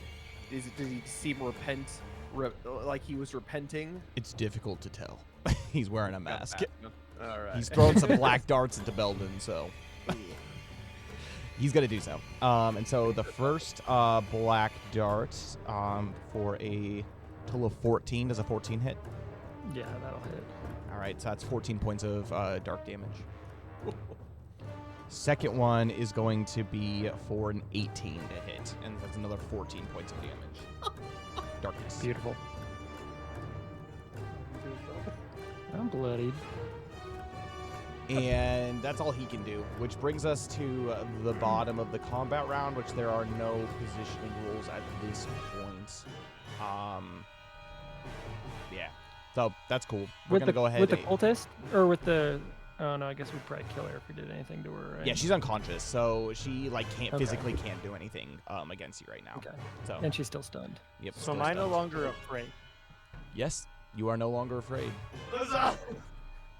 And with that, we are going to the top of the next combat round. Go ahead and roll priority initiative.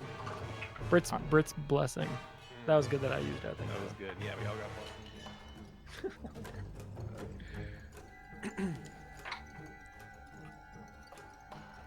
Now I roll out. See, I'm the opposite. I feel like I'm a car that's now run out of gas. Like, too many natural 16s, now I'm at a natural 1. All right, cool. And with that,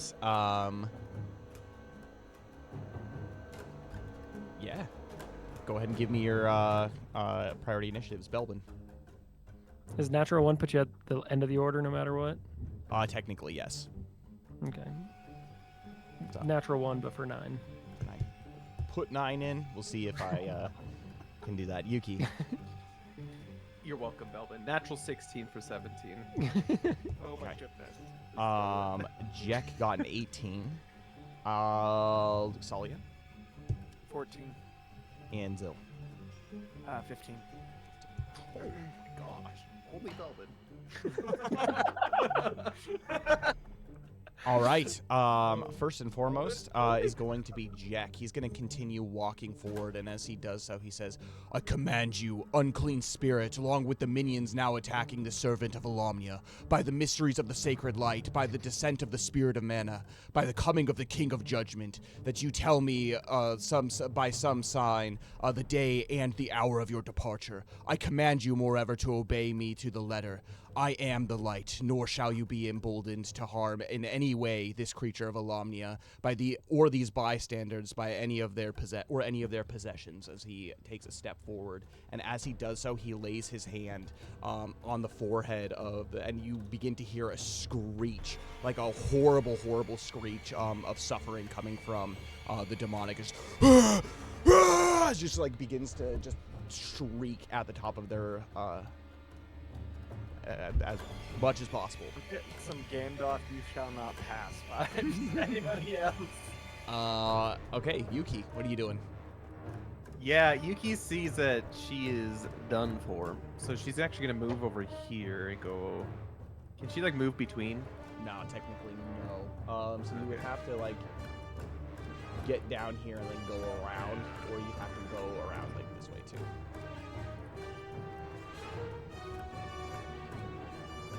Are you still flying? No, she has to land when she makes actions. But you can do another support action in order to start flying again. No, she's good. She's gonna go 5, 10, 15, 20, 25, 30. For Frodo. And she's gonna encounter this guy. Hey, thank you for the raid, everyone. We really appreciate it. She's going to attempt to restrain this cultist. Mm-hmm. She's gonna grab him and rip off his You mask. have my sword. Make a physical skill check for me.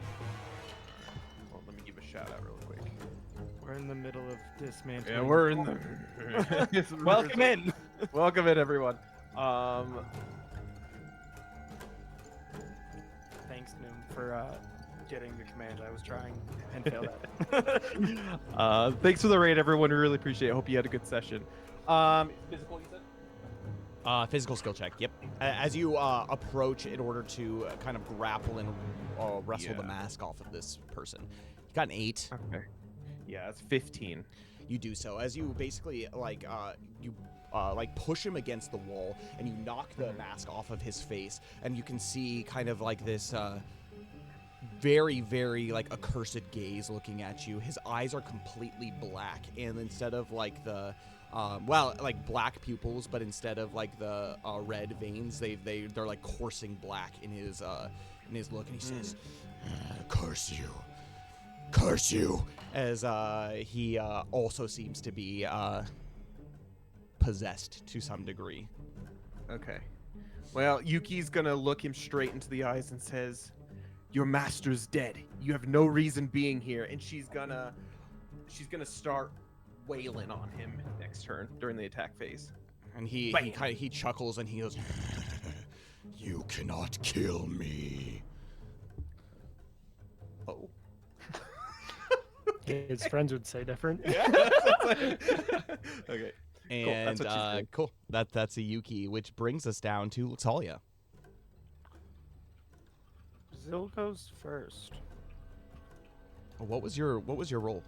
I think Zil I'm rolled a 15. Luxalia had 14. Yep, got it.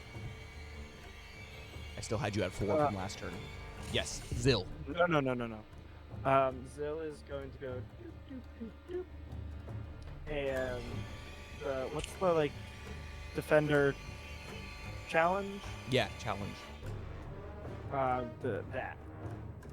So as you begin this call to challenge, he like his eyes snap away from Yuki and look at you, Zil, and he laughs. Come to play. You look like a good vessel for my next victim. Scare me. Do you want to do anything else? Do I have to make a roll for the challenge? Yeah, so it's an influence skill check. 18. Yep, definitely beats him. Sorry, 17. Yep, definitely beats him. Got a 9. And with that, his eyes are like full attention on Zil here. Which brings us to Luxalia now.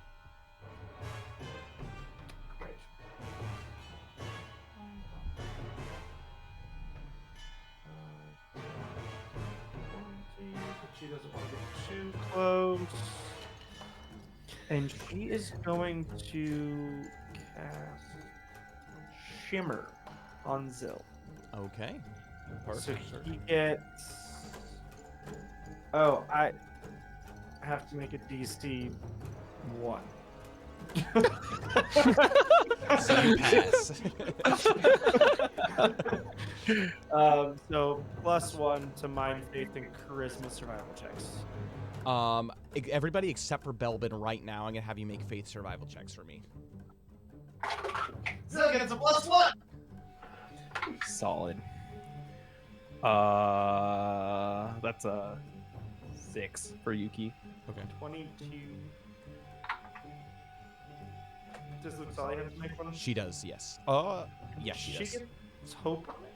She does gain hope on these. Oh, good. She rolled a 2. 16. For how much? Total what? 36. 16. Dirty 16. Yuki, you gain 1 point of misery. Nice. Sweet. These flames are It's like struggle for misery. It's all good.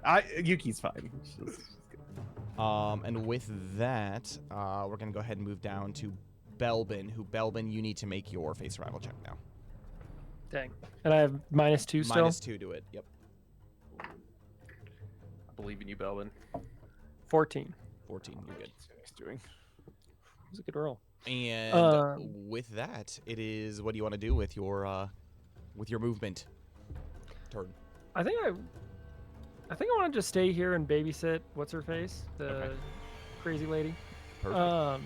Just in case she does anything funky. She wants to do anything funky. She's gonna That was not. limply flop at you. These things can get out of hand fast. So It's true. I'm It's staying true. fine. All right, and with that, we're going to go ahead and move into the attack phase, which starts us off with Jack, and he continues on. So he lays hands on this cultist, and you hear like this deep guttural screaming, and as he begins to say these opening words, he begins to sign himself, almost in kind of like a shape of like an A. Just kind of like in the air, and then also on like marking this person as well, to do the same, first on the brow, then on the lips, and then on the chest, and says, "When time began, the Word was there, and the Word was face to face with Alamnia, and the Word was Alamnia. This Word, when time began, was face to face with Alamnia. All things came into being through him, and with him there came to be not one thing that has come to be. In him was life, and life was the light of men. The light shines in the darkness, and the darkness did not lay hold of it. There came upon the scene a man, the wielder of light, that all might believe through him. Meanwhile, the true light, which illuminates every man, was making its entrance into the world. He was in the world, and the world came to be through him. And the Word did not acknowledge him. And the Word did not acknowledge him. He came into his home, and his own people did not welcome him. But to as many as welcomed him, he gave to the power to become the child of Alamnia, those who believe in his name, who were born not of blood, or of carnal desire, or of man's will. No, they were born of the High King." And then he does the A sign again in the air. He says, "And the Word became man, and lives among us, and we look upon his glory, such a glory as befits the Prince of Landisfrain, full of his grace and truth." And he continues to speak. I'm gonna have everybody make another faith survival check for me. 18 for you. 14 again.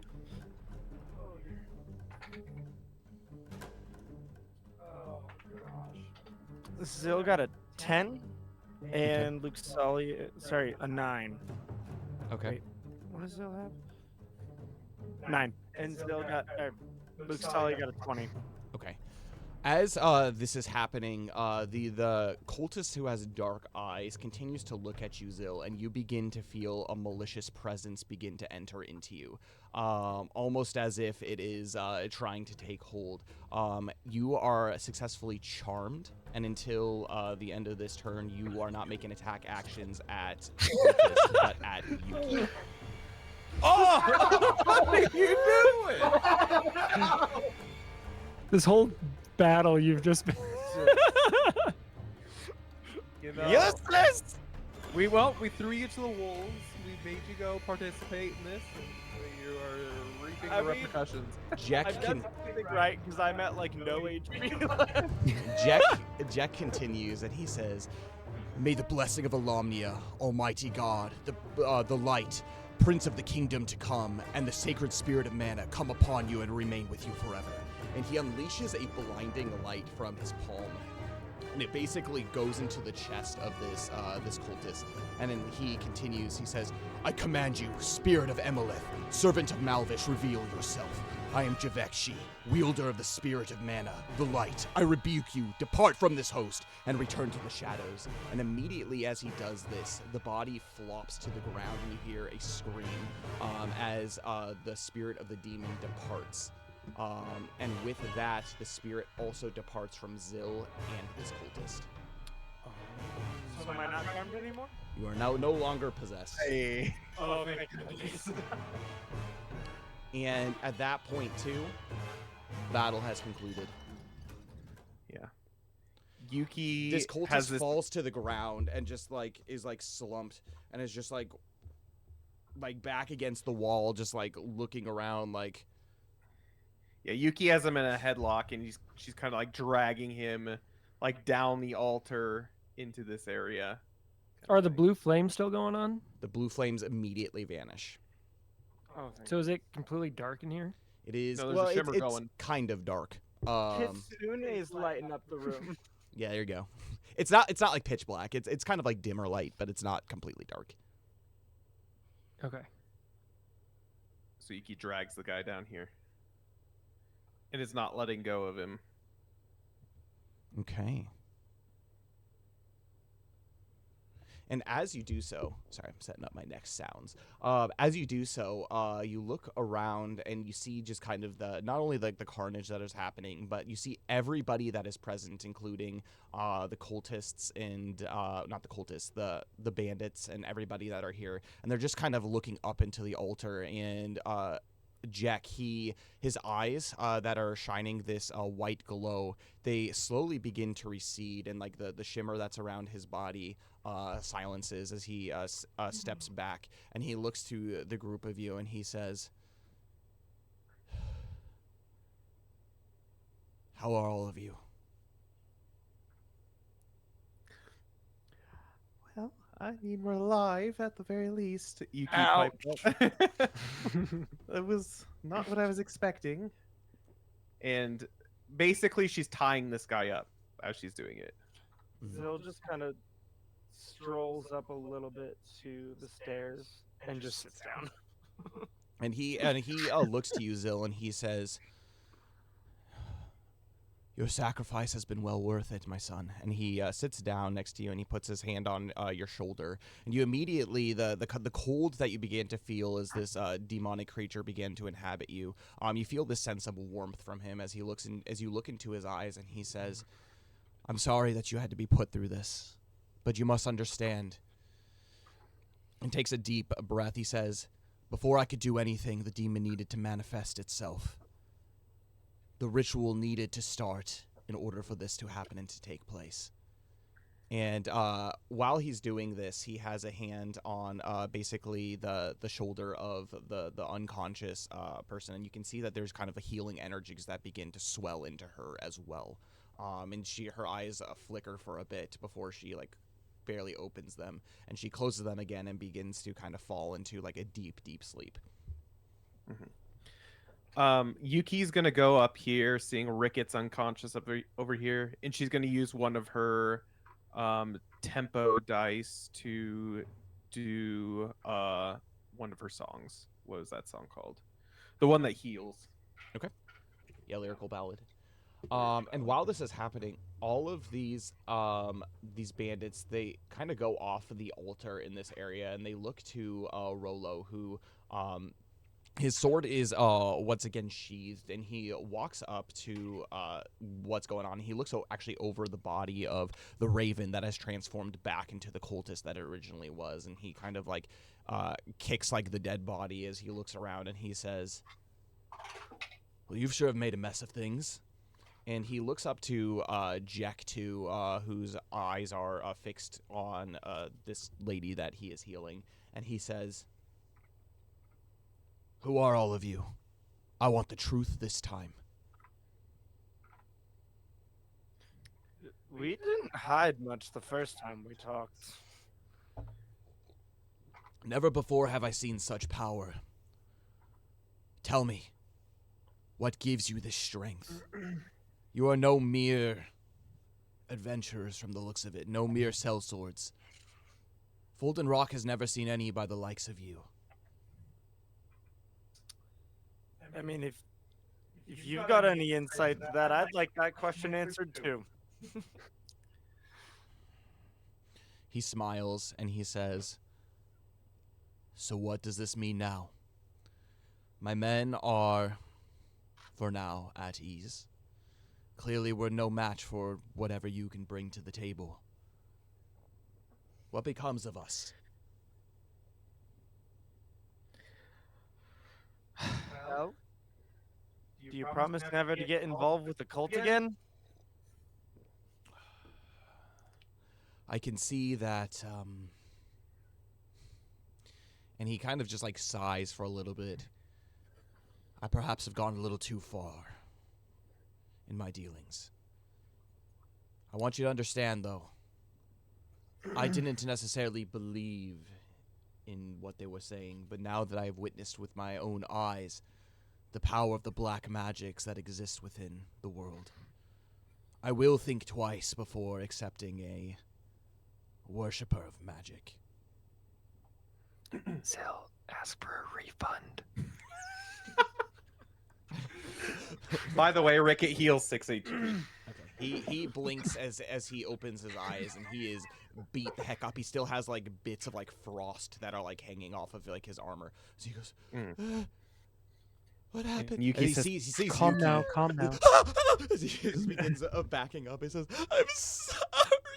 Yuki shakes her head and says, "It's over now, Ricket. You don't need to be afraid. Nothing's coming. No harm is coming. No harm is coming to you."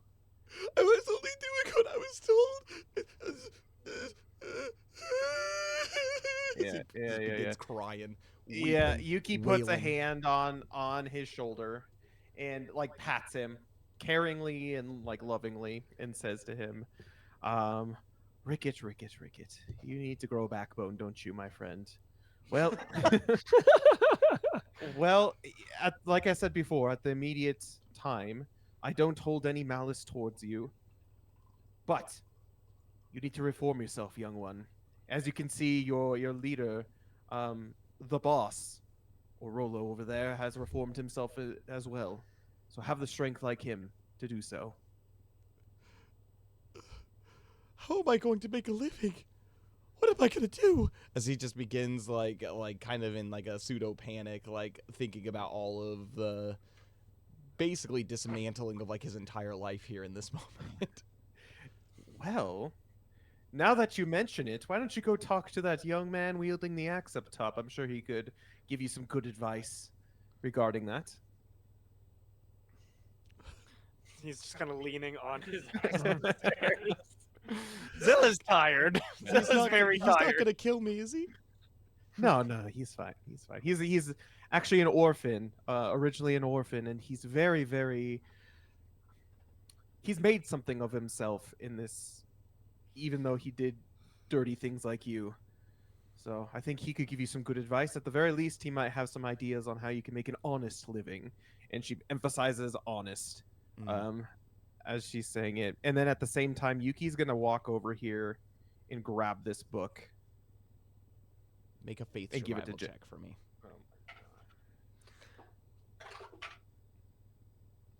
Natural 16. So As you reach 20. down, to grasp it, it is kind of like askewed and like half open. You close it and you examine it, and like the leather looks to be very, very old and worn. I'm gonna have you make a knowledge skill check for me.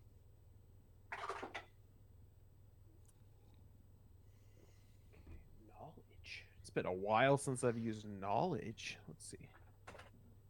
2 plus 2. 8. 8. It looks to be made of human flesh. Oh. Bound in human flesh. Well, I am disgusted, clearly. And I'm kind of holding it like this. And I walk over to Jack and I'd be like, so I think this was the grimoire she was using. And she kind of just like puts it down. Okay. And pukes. He looks at it and he says, I feel the spirit of the void emanating from this. Nothing but despair and treachery. And he looks to the ground as like the altar, if you remember, was surrounded by dead bodies as well. And he says, the light has come into this world to vanquish death. But it doesn't make it all the easier to bear. And he looks at the book, and without touching it, he points his staff at it, and a small kind of flash of light basically emits from it, and it just like completely disintegrates it to a crisp. Nothing but ashes are left of the book, and he sits down and he looks, and you can tell that there's like a bit of like sadness in his eyes as well. He is pretty beat up. He's got like scars and scratches all over him, and he looks at like the group of people that are around, and he says, "Thank you, my friends. When I initially set you off on your quest from Helix, I knew we would be experiencing the downfall of many souls. It takes strong individuals to be able to see that suffering and to be able to bring it back to justice. This one here,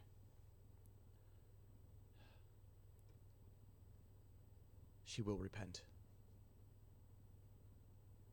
And hopefully, the spirit of the evil one will not take her over again. Amoneth. He's an ancient foe.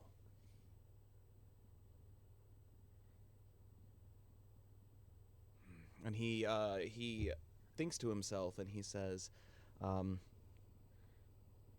what do you know about the powers of the void? On your journeys, what have you learned thus far about them? This is an open question to anybody. Weirdly enough, I know the language. And it just kind of happened one day. And what I've found out so far is there's some hidden history of warriors of light who weren't corrupted by it. That's all I got. And he looks to you and he says, I see. Each of you, Belbin, Zil, Luxalia, Yuki, and even your companion Thordane, you have been given grace.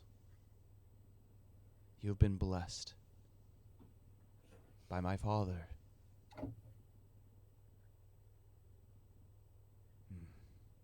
The powers that you wield are of mana, are of the spirit.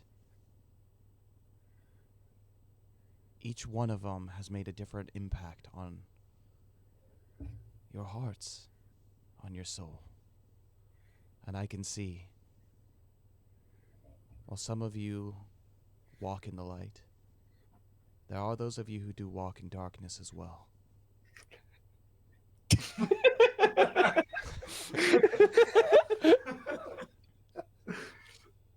This is ever a choice. Life. I think the most difficult battle of all is deciding what is right. You have been given strengths, gifts from the High King, from his servants. But it is up to you. It is up to you to choose what to do with them. But know this.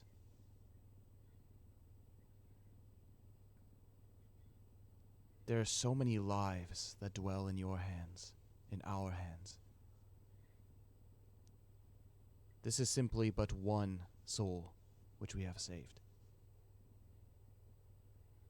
But there are many, many more that will succumb to the influences of the void. The deceiver, Malvish. He is constantly at work. This is his kingdom. Ever since the beginning, when the bridge between Landisfrain and Everlast was severed, this was his kingdom.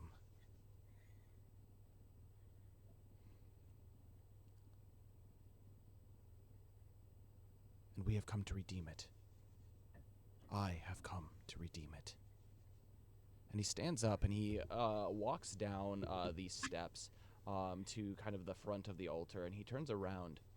And you see him, just kind of the simple man, simple wizard, Manasworn, as he turns back to you and he smiles and he says, "But fear not. My task for you is ever is ever the same. And he looks at each of you individually, and his eyes do linger on Belbin for longer than but a moment, as he says, I want all of you to go into the world and tell of Alomnia's mercy to all creation, what you have experienced here. He that believes and receives the spirit of mana will be saved. He that does not believe will be condemned. And in the way of proofs of their claims, the following will accompany those who believe. In my name, you will drive out demons. You will speak in new tongues. And he looks to you, Zil. And you will take up serpents in your hands. And if you drink of something deadly, it will not harm you. You will lay hands on the sick. And he looks to Luxalia. And these will recover.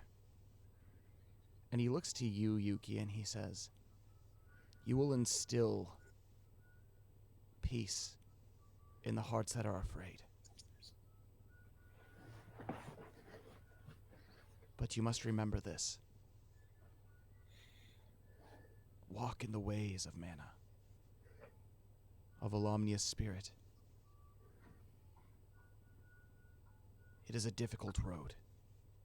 Much more difficult than, and he looks around to the, basically like the fallen cultists on the ground. It is up to you to choose who you serve. And he looks actually to the bandits and everything that are around the room as well, with his eyes fixating on Rollo. You have been spared this life. It is up to you. It is up to you to do good with it.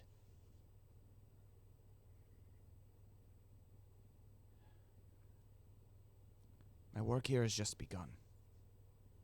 And my friends, so has yours. Now, he looks over to the group of bandits that are around. What say you? You have just witnessed the very obvious powers of the void. Doesn't that only bring glory and realization to the truth that is Alomnia? Where there is evil, good must exist. And today, good has triumphed. You shall turn from your ways, and if not, you will meet the same fate. This I lay at your feet, and this you have the right to choose, whether to heed my word or to continue living as you are. Do not prey on the weak. Greed isn't everything. And he shakes his head. You have many gifts. And he looks at Rollo, deep in the eyes. You have many gifts. You can lead for good. But you can also hide away. Justice awaits you. It is up to you to meet it. Now, I believe that there are items here that aren't necessarily yours. And his eyes flash over to the door over here to the right. Return what is not yours. Live a better life.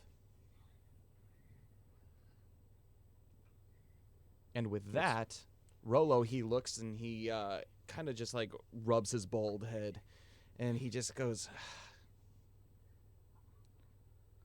I have to say, what I have witnessed here today is nothing that I have ever seen before. In all of my years of pirating out on the open seas, I thought I had seen it all. But to see the powers of magic and the void at work, it troubles me so. And he looks to you, Belbin, and he says, do I know you? And he walks over. He walks over to you and like faces you and kind of looks you up and says, Yes. And what of your friend, the elf? He's going to a nice long walk along Foggy Bay with his friend. It's not like that, though.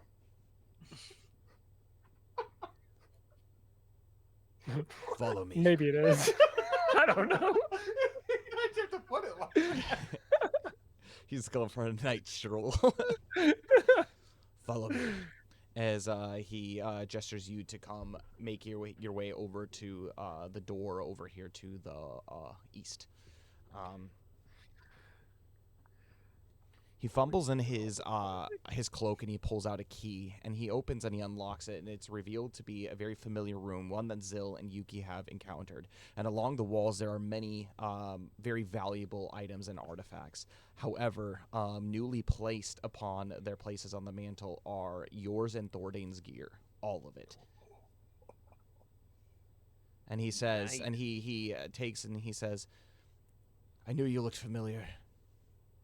And I apologize for what I've done."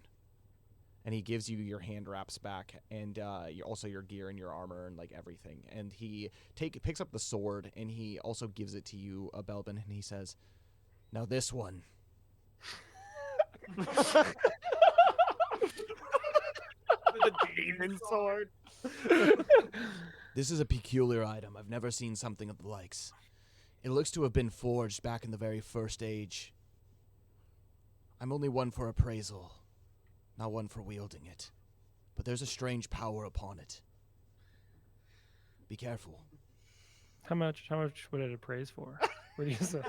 Since you're one for appraising. He smiles and he says, "Many kings wouldn't be able to afford this blade. Do not let it fall into the hands of whatever we just saw. It's capable of much, much power." And he hands it over to you. Belbin likes that. Oh no.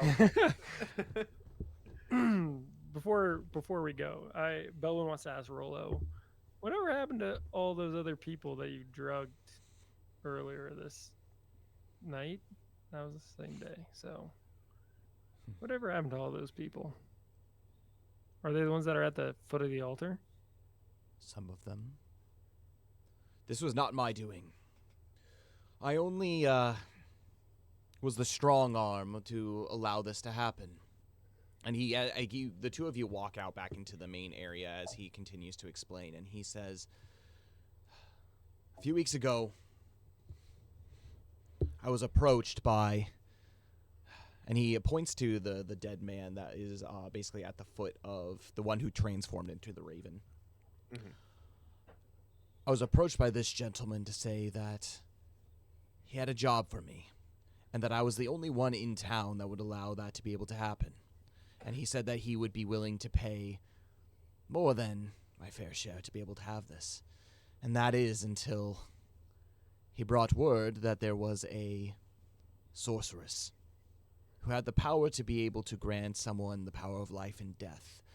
To be honest, I am not one who really believes in the spiritual, in magics, and so as you can imagine, I looked at it as more of a scam, a way to be able to gain a little bit of ability. The fact that that slime that I had given you, this was the first attempt, at least on my part, of seeing what actually happened with it. I thought it was just simple magic tricks.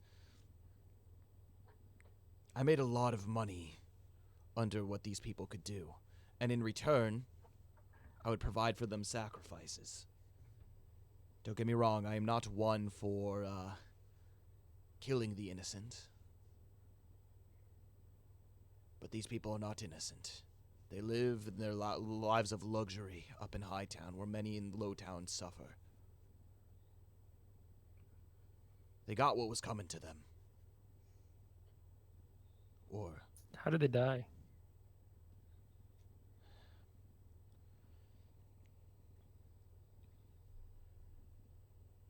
they needed willing sacrifices. That gentleman up on the altar, He said that he had a way of persuading people. A tonic.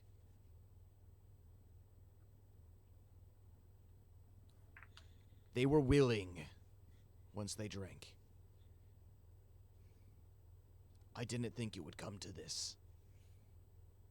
I, for one, am partially grateful for what you have done here today, but it still begs the question on what I am to do. My entire life, all of those that are around here, all we have known is stealing and thieving. Now Yuki what? pipes up. Yuki pipes up and says, "Well, it's never too late. We encountered a similar group of outlaws on Aishan Island when we were down there. And despite all of their crimes that they committed, they have made new lives for themselves. I'm not saying that moving forward it's going to be easy for you, as in there's a lot to answer for. I know you are a famous, from what I know, you are a famous mercenary outlaw of the high seas. However, after you have answered for your crimes, as Jack said, you have a lot of talent. You have a lot of ability to do what you can. And we have a lot of connections as well.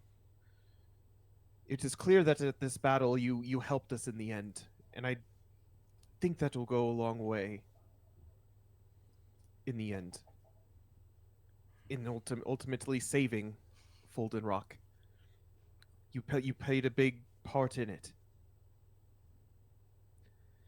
When we first spoke,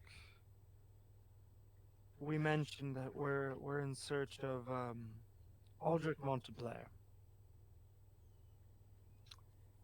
And we promised, at least I did when we first talked, that we'd put in a good word for you.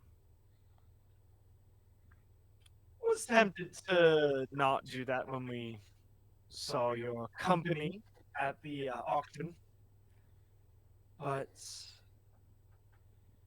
now I'd like to re-extend that same offer. Ultimately, I think you could do a lot of good here at Folden Rock. Whether or not I know you're an expert in trade, clearly, and we have a lot of connections as well. I don't think this is the end for you. If anything, I think you could help Folden Rock become way more glamorous than it has ever been. He laughs and he says, "It'll be difficult to do all of that from a cell. The Harrow Gates, well, there's a price on my head, you see. You're not the first ones to come after me to gain some kind of fortune. I have long been enemies since my earlier days. And Lord Edmund Harrowgate will, well, he vowed to see me behind bars for the rest of my days. How could I trust you? Even if I were to repent and change my ways, what good would I do behind cells for the rest of my life, rotting in that terrible, terrible place?" We were able to make a deal on Aishan Island with Duluth. He was the bandit captain that we just spoke of. The people of Aishan Island, they demanded a uh, amount be repaid for the damages, but he didn't pay it from his cell. He's not paying it from his cell. He's working in the city. Do you remember what he's doing? Well, they basically put him to work, right? Like when we left, they were helping out at the docks. Okay. Yeah. It's not glamorous work, but it's honest work. And he's helping make Aishan Island better. In very small ways now, but maybe a similar deal could be struck here.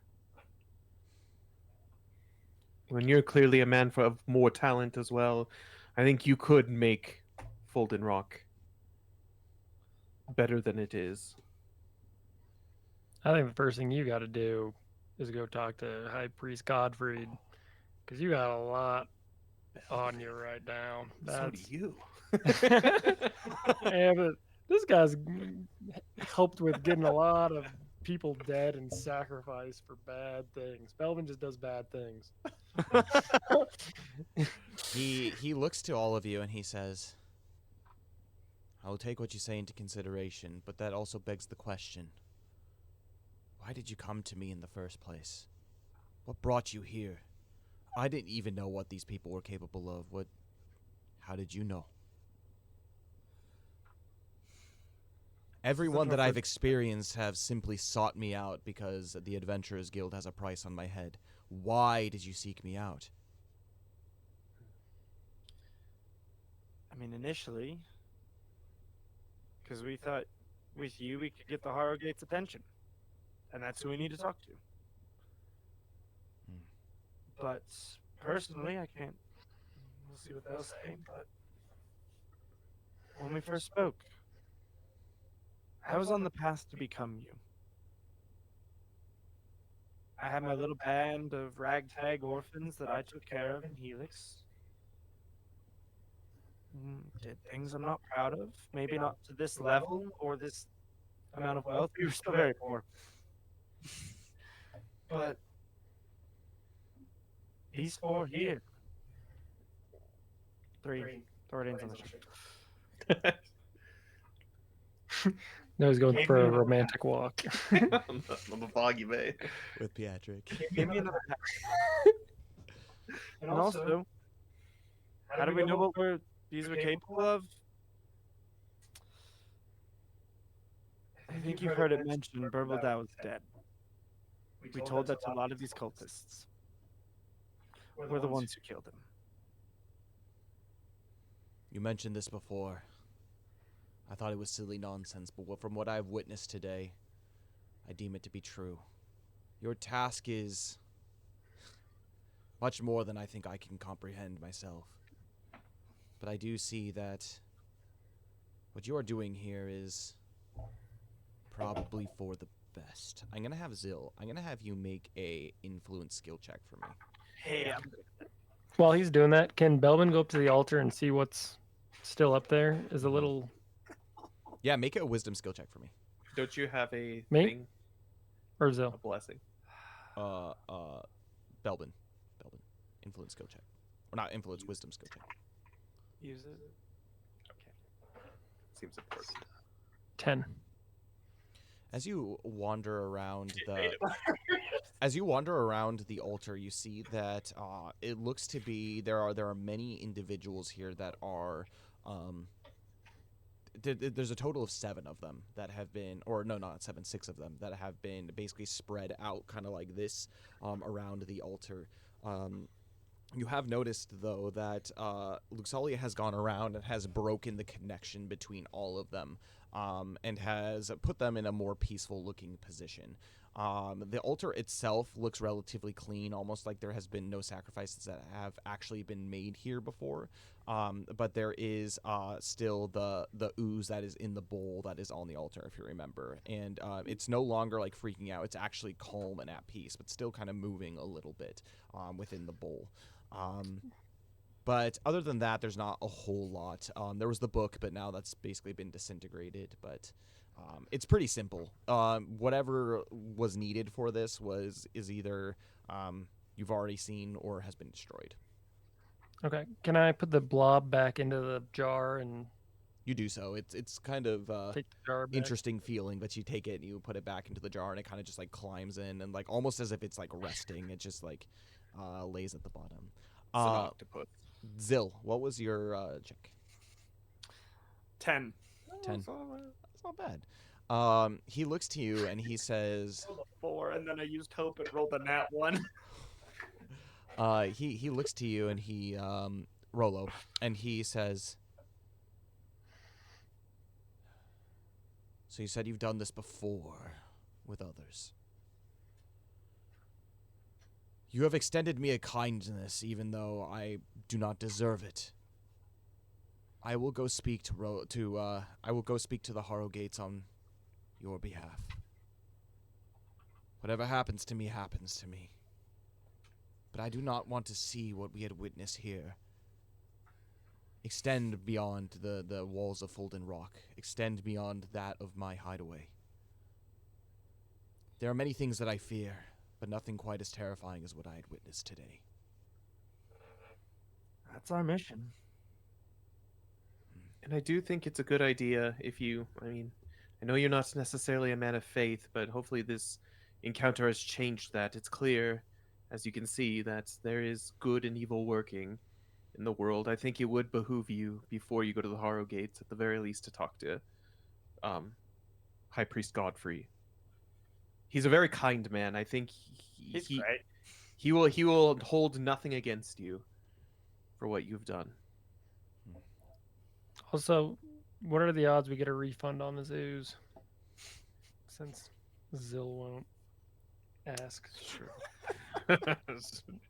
You could tell like this kind of hits him hard as he just like thinks about it. He's like, I'm a changed man from here on out, but there are some things that are perhaps more difficult. But if I am to be behind bars for the rest of my life, it doesn't do me any good. I will have my men return what is not ours to those who we have preyed upon.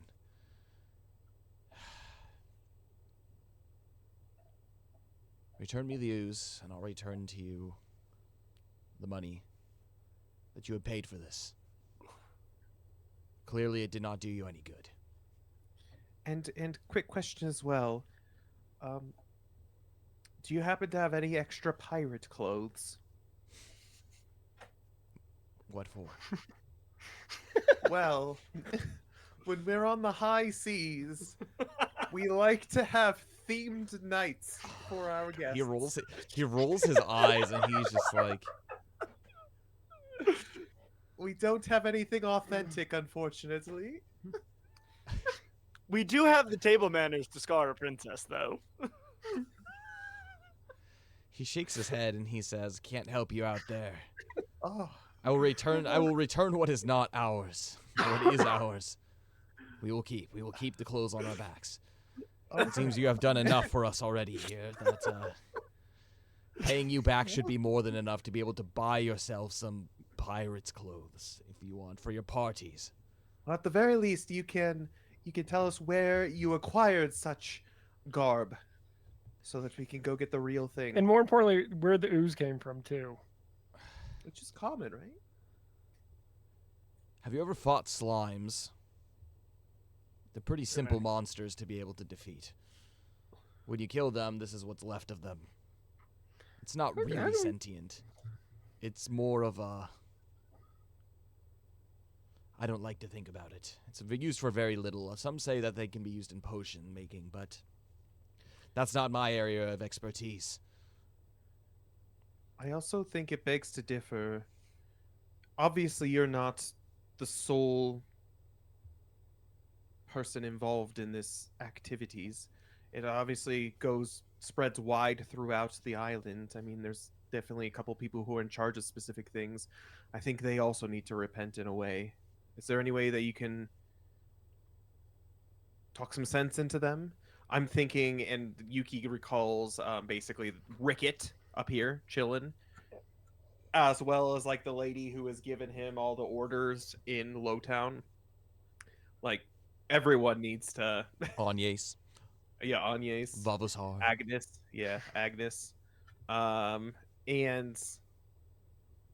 I think if it's great that the leader, they would listen to you as the leader, but I find it's more than just you that needs to reform if anything's going to change here. You know what I mean? He shakes his head, and as you're having this conversation, Jack has actually kind of gotten everything together. He's helping Luxalia with the bodies, and as he does so, he says, "They need a proper burial." And then he looks to all of you, and he says, "Again, thank you. I think it would do us good to be able to talk to Thavalia. I think that was her name. Also, what about this guy? Yeah, Thavalia. This guy. Yeah, he's basically also kind of He's tied up. yeah, he's pretty tied up and whatnot. And he says, I think it would do us good to be able to see what they were up to, what plans, what their exact plan was here. And he looks to the group of you as a party, and he says, "Thank you.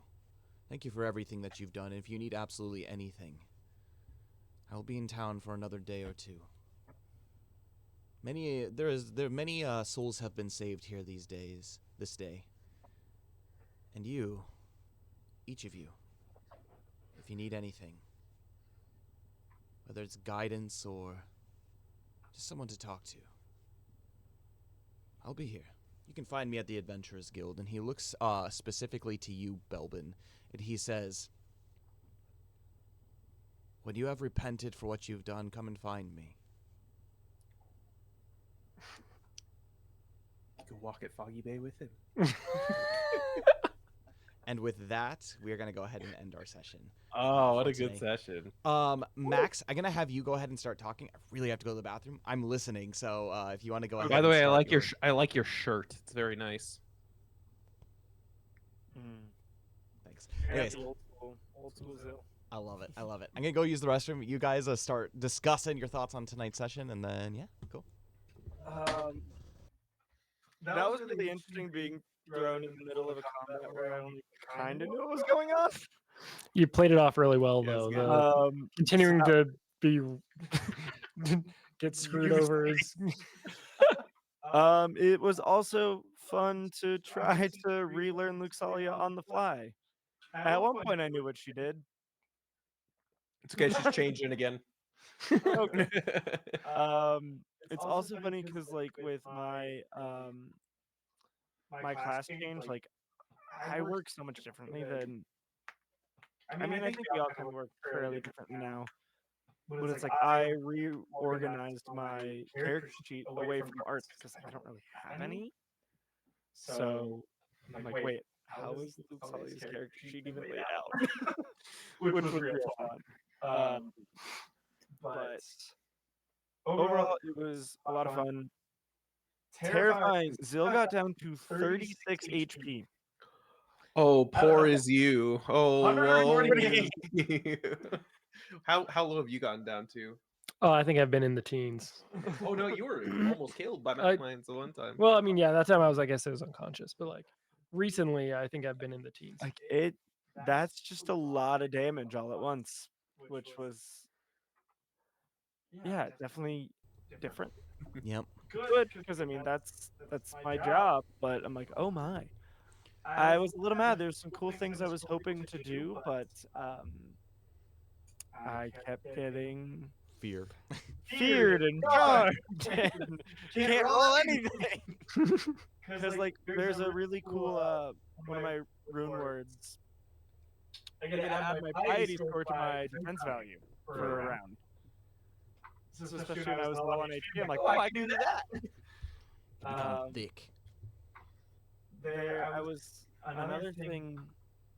I think it comes from. It might come from my race, but I don't remember. I'd have to double check. If a ally misses an attack roll, I can make them hit. Which I was hoping to for you on the call this, but then it ended up okay. Miss an attack roll? What? Does Yuki ever do that? Fair. Got plus 10 to hit, my friend. But just yeah, that constant question of like positioning Zill is so interesting because he needs to be in the way. He needs to get to people first, but he can't roll initiative to save his life. He also needs to be close enough to like take damage, help him hit, that kind of thing, while also not clump. So it's nuts. Positioning Luxalia is just. I have no idea how to even approach that. It's just so different with her purpose, her stats. It's like trying to be close enough to heal and use her arts, but also keep her out of danger because she's real squishy. So that was a learning curve, and it's wild.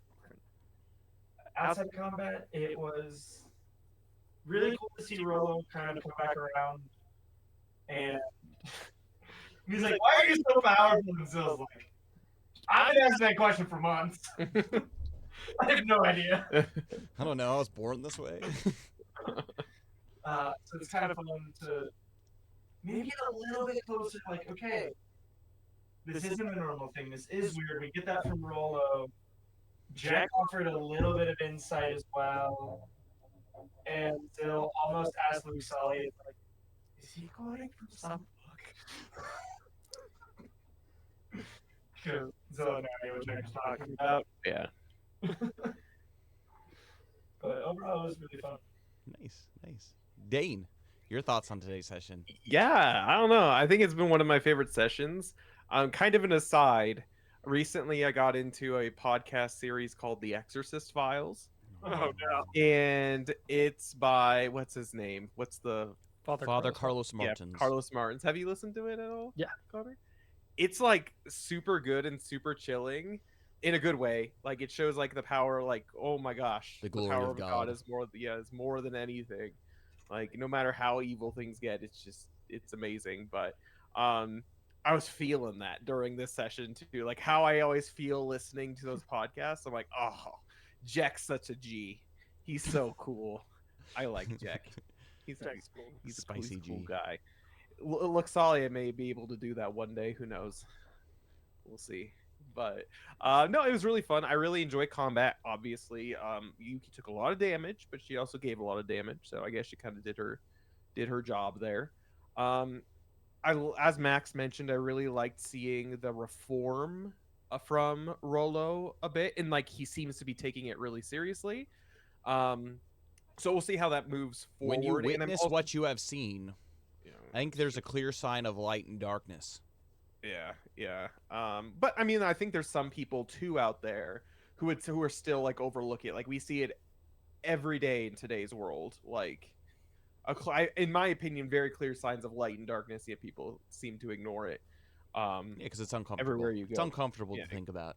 exactly. But either way, I'm glad that Rolo kind of has seen the light a little bit. I'm really curious moving forward when we talk to this Burbldow cultist and this Azaldun cultist to learn more about kind of the plot behind things and what's going on, if they are willing to even tell us anything about it. Mhm. And yeah, I mean, moving the adventure forward, I think is going to be really nice. Hopefully, this was a good step in the right direction to getting to know where, what's his name, not Harrogate. Well, to the Harrogate, so we could find Aldreg Monte Blair. Aldreg Malta Blair, so we can actually finally complete the ultimate quest of bringing the keys together, which is really cool because that's the last key we need. And I'm really curious moving forward what's going to happen. Mm-hmm. I kind of feel like we're in the last days of this adventure, and it's exciting. So Yeah, definitely building up to kind of a climactic crescendo. Just kind of seeing like how things are going, and yeah, it's so weird to think that it's really been like the past few months has been like one day, and now like we're at a point where it's like the day has come to a close finally.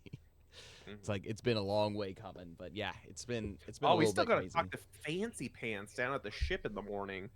Forgot about that. What's his name? Guy who abducted Mila. Yeah, that guy. that guy. So, where we kicked him down his door.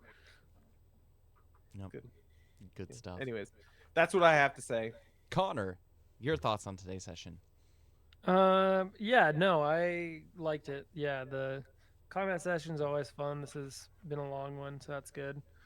Belbin just flashing the damage on the Grim Raven. I- Oh my gosh, and on Thivalia too. Yeah, I was as soon as she did her like little heal thing, I was like, oh cool. Like the floodgates are gonna open because then I have like hope on the hits to try to get that 16 because when you get a 16, it unleashes a whole mess of damage. Mm-hmm. But apart from that, I feel like Belbin he plays pretty straight up. Yeah. So I was like, okay, if I get 3 attacks, that's 6 chances to roll a natural 16. That's almost 50-50. And then when it showed up, I was pretty pumped. Mm. But yeah, no, it is interesting talking to Rolo on what happened to all the other people who drank the potion because that very easily could have been Belbin. Yep. Belbin and Thorday.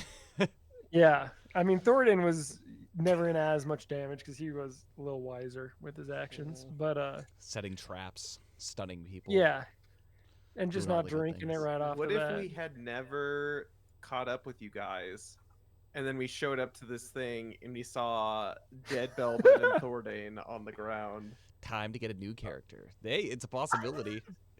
It's true. Or have them resurrect us with the ooze. And power that's of why life and you're death. in Vice. Oh gosh.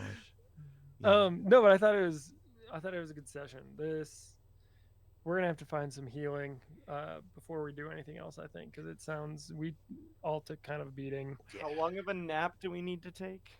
It's a while. Like you guys are getting on the point where it's just like you're getting pretty exhausted. It's been like almost 24 hours since you guys have slept. So you're going to need a nice nap, a real long nap. It will also be interesting to see how the characters change after this, how combat and everything changes. Mm-hmm. Yeah, So- it should be easier, I think.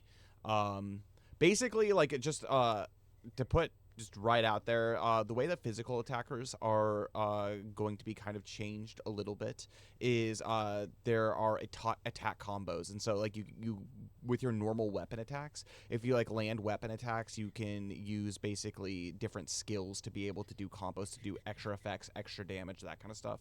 The way that mana attackers work is it's kind of similar, but they focus a little bit more on arts and like elemental weapons like attacks.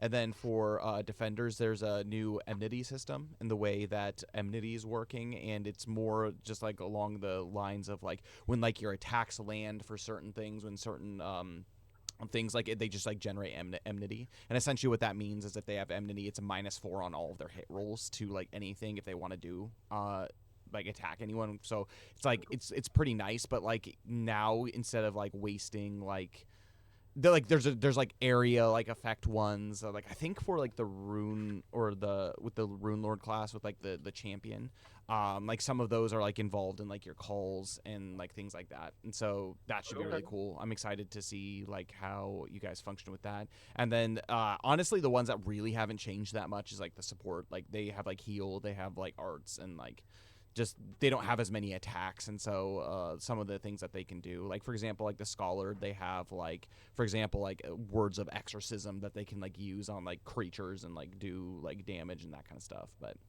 yeah, it's pretty pretty neat. So I think it's going to be better because it's going to be less to keep track of, especially because I'm going to be giving you guys like movable like icons to be able to like organize it however you want and like whatever like order you want to do, so you don't have to think too hard about it. So I think it should be good. But yeah, as opposed to just being like attack, like just normal attacks, I don't get really any extra cool effects. Like there's a lot of with the combos and stuff you can do like lots of cool effects, which is neat. So also I'm trying to think if there's anything else that's really changing. Like mostly like the normal like combat mechanics and everything are pretty much staying the same. Not a whole lot on that is changing. Just like how the way that like some of like the arts and skills work, I think is pretty much it. So yeah, it's cool. It's exciting. Dane, do you have anything to add before we do leave? Yeah, I mean, in general, I think a session like tonight really just kind of puts things into perspective. Again, I say every single session, but the wonderful thing about the game of Everlast is it's supposed to be like realistic fantasy in the way. Yes, it's in a world of fantasy, but it's kind of real world issues that that the characters deal with. And again, I think when you're in a session like this, when you're so upfront face to face with evil, it's obviously pretty clear to see, but in the same time, even if it's a little bit less clear to see in the everyday world, like there is still like exorcisms that happen out there. Like good and evil is truly a thing that we have to deal with. And I think that is a beautiful part about this game, you know. And I can't wait for it to come out, and again, we are moving our way towards it coming out, which is really really exciting.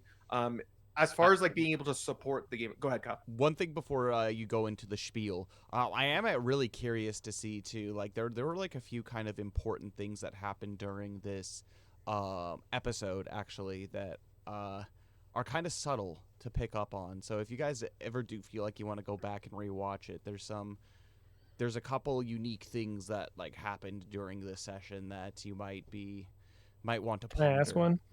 Yeah, go ahead. Is Jack like the reincarnation? Not reincarnation. That's wrong. Is Jack Jesus? Yeah, because when he was like my father, I was like, huh. Oh. I guess it kind of seems like it, doesn't it? In my father's Jack, house. Jesus both start with J.E. Yeah. He's a real cool bean too. It seems like he'd be a real cool friend to have. He seemed to really- know the precise timing to do everything as well. It's not his first. It's not his first rodeo, apparently. But I liked too, like during the session, how Max was like, "Oh, it's the Gandalf moment," like going with Theoden. Just like, "Oh." That's so good. You so mentioned good. the stab too, like it was just all coming together. That's good. I love it. I love it. Seven Yes. to the Jack is fire. Jesus. Wielder of the flame of honor. Anyway, sorry, Dave. Continue onwards. No, but if you no, guys want I to mean- go back and rewatch the episode, there's some key moments. Excited for it. No, I'm just really excited for this game to eventually come out. And those of you who want to support the game, obviously being here for our sessions really helps. Again, the biggest thing that you guys can do is your prayers, because this is a big process. We have a very small team who's putting out this game, and your prayers are our fuel moving us forward through all of this. So that's what we really appreciate. If you want to be able to support other ways, some free awesome ways to be able to support is be here for our streams. We stream it every second and fourth week of the, or every second and fourth week of every month. And even if we have a fifth week there here and there, it doesn't affect it. It's always the second and fourth Friday if you're in America every single month. So come join us for it. It's a really good time, and it's not overly long, I think, too. I think they're very reasonable episodes to be able to sit down and watch. And if you can't make it, we have a YouTube channel, and our YouTube channel is a great place. Every single one is uploaded onto there. Both this session and the previous session are going to be uploaded together, so it's like a extended long session. I like So that way, you kind of, you can watch them back to back. That way, it's you get the whole experience of the whole battle without much in between, which is kind of nice. But yeah, all those are up on YouTube. We also do our Amazing Adventures in Middle Earth series. Unfortunately, for the month of November, we are not doing it, but we'll be picking it back up again in December. Those of you who love Tolkien and the world of Lord of the Rings, it is a D&D campaign that takes place in the years between The Hobbit and The Lord of the Rings. It's really cool. All the characters who are in it, like my character Valinith, he's a high elf of Rivendell. We also have a Dunedain, played by the boy who does Luxalia here. And then we also have a writer of Rohan, played by one of our amazing Australian contributors here at Fantasy Forge Studios, which is really cool. So come join us for that. But again, that's not continuing until December. However, if you want to be able to support Everlast financially as well, there's a couple different ways. Of course, it's going to be coming to Kickstarter, but we also have need to do the art for Everlast. That's kind of the big project we're working on right now, and art takes time. And so to be able to actually fund the art and get the art out there, there's a couple ways to be able to support that. So we have Fragrances of the Realm, which is our Everlast candles. We're actually burning one right now. We are burning the Subterran Glow candle right now, and it's very nice. It smells like the ocean, and I did that on purpose because we're fighting a Zaildun lady. So, or we were fighting a Zaildun lady, but they're really good. I think they are amazing scents. There's awesome ones. My favorite one is the coffee shop, but they have the official art of Everlast on them. Yeah, Kyle's got it right there. They have the official art of Everlast, and they're just really good. I also think they're for like custom candles. They're very reasonably priced as well. So consider checking those out. Again, all the proceeds go towards the helping the creation of the art of Everlast. And if you love your coffee like I do, you can also check out Coffee of the Realm. Again, it is our Everlast themed coffee with our partnership with Roastify Coffee. Man, Got with 8 this new different blends. camera, these actually look good. Actually look good, right? But there's 8 different blends of coffee that you can choose from. My personal favorite is actually the Helix blend. If you look at the backdrop that Max has behind him, that's the art. So actually all of our backdrops, like mine is Flamonglith, where Yuki's from, official art of Everlast. Max's is of Helix. And then Connor's is a Glyven garden. So it's not specifically his place, but it is of the Glyven culture, which is cool. And then Luxalia always has hers as well Her when she Silverwood. is here. Yeah, her Silverwood one. But yeah, I mean, this amazing art is made possible because of your guys' support. So if you like coffee and you like candles, that's a great way to be able to support that before it comes out, because again, art takes time. So we really do appreciate that. As far as the schedule for the week ahead, oh, and we have an amazing sponsor, Dice Snacky. How can I forget? So if you want to actually like support the studio itself, with us, like we just upgraded everything. Like if you can see, we're way crisper than we usually are because we all now have 4K cameras, and our mics are all the same, and all of our headphones, and we got a big thing. Like both or all three of myself, Connor, and Max are actually here in the same room, and we got our big old studio going on here. So yeah, pretty cool. So it's and now I'm caught on cords.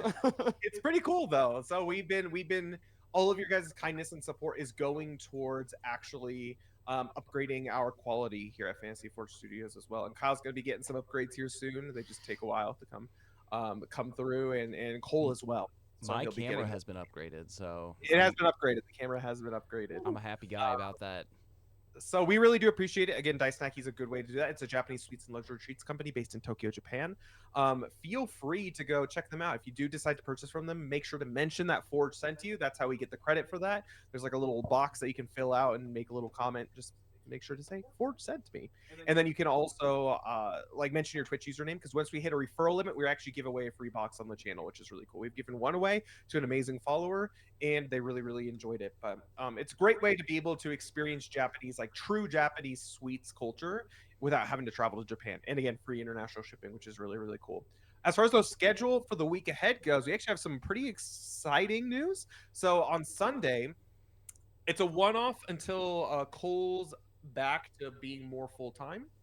But Cole Forge Great Axe, the M is silent, is back on Sunday. So it'll be happening actually 7:30 p.m. 7 p.m. So 30 minutes earlier than this on Sunday. Some of you may be thinking, but doesn't Kyle stream on Sundays? He does typically stream on Sundays, but eventually when everything comes and this becomes a more consistent series starting in the new year, Kyle will be actually moving to Tuesdays and Thursdays for his stream. That way we still have a bunch more extra content, so it's added content. But we're doing a nice one-off this Sunday at 7 p.m. Mountain Standard Time. That will be posted in the Discord, the schedule for that. What are and you they're gonna- guys playing? Yeah. The Axe returns finally. Just for the first one, we are going to be playing some Pokemon Unite. It's just something Cole and I play together often. So normally, Cole Forge Great Axe was hallmark for us being bad at video games. We're actually okay at this one. All right. The question But- is, what is both yours and Cole's main characters in Pokemon Unite? Both of us actually really love Sarah Ledge. Oh, I'm a huge Umbreon fan. He does a lot. Oh, who else does he play? We haven't played in a while, so maybe we won't be great.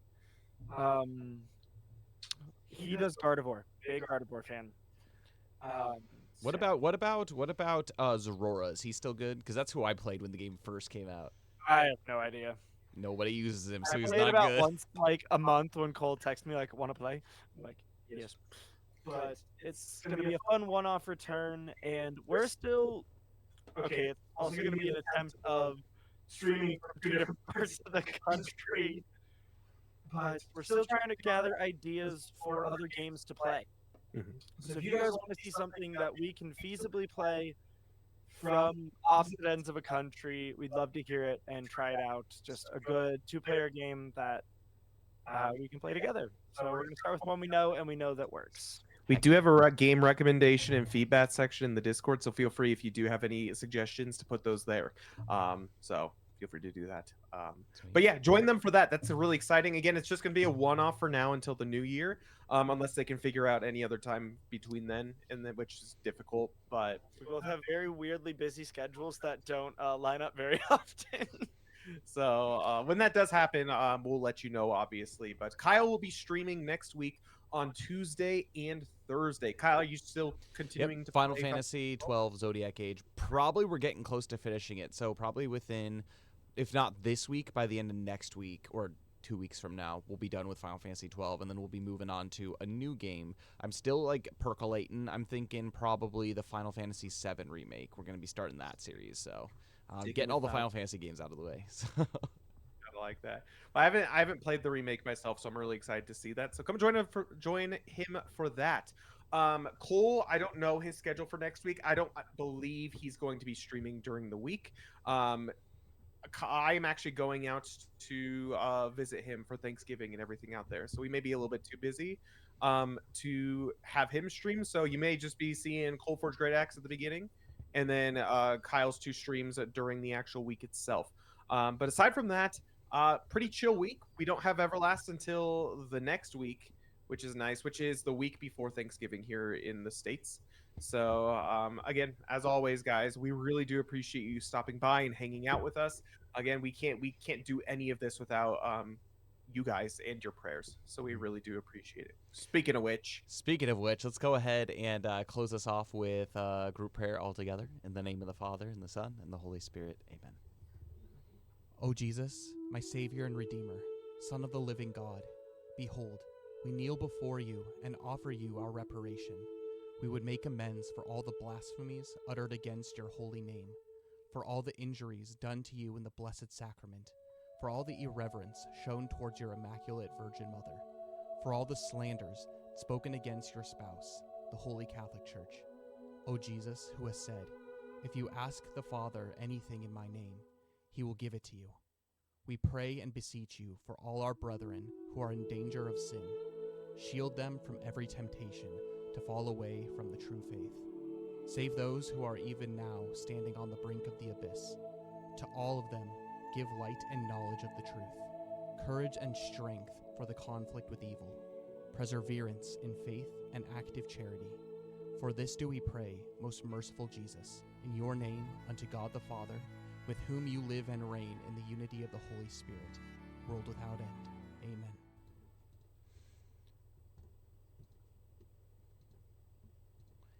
And with that, we're going to go ahead and end our stream for today. In the name of the Father, and the Son, and the Holy Spirit. God bless you all. I will be praying lots for you. Enjoy your weekend. Pray for each other. Pray for me. It's going to be a great new next week. Let's get you a 10 out of 10 on the rest of your week. And I'll see you on Wednesday for some Final Fantasy 12. And Max will see you on Sunday for some Cold Forge Great Max, Pokemon Unite. So it should be really cool. Thank you guys so much. I will see you later. God bless you. May Alomnia guide you.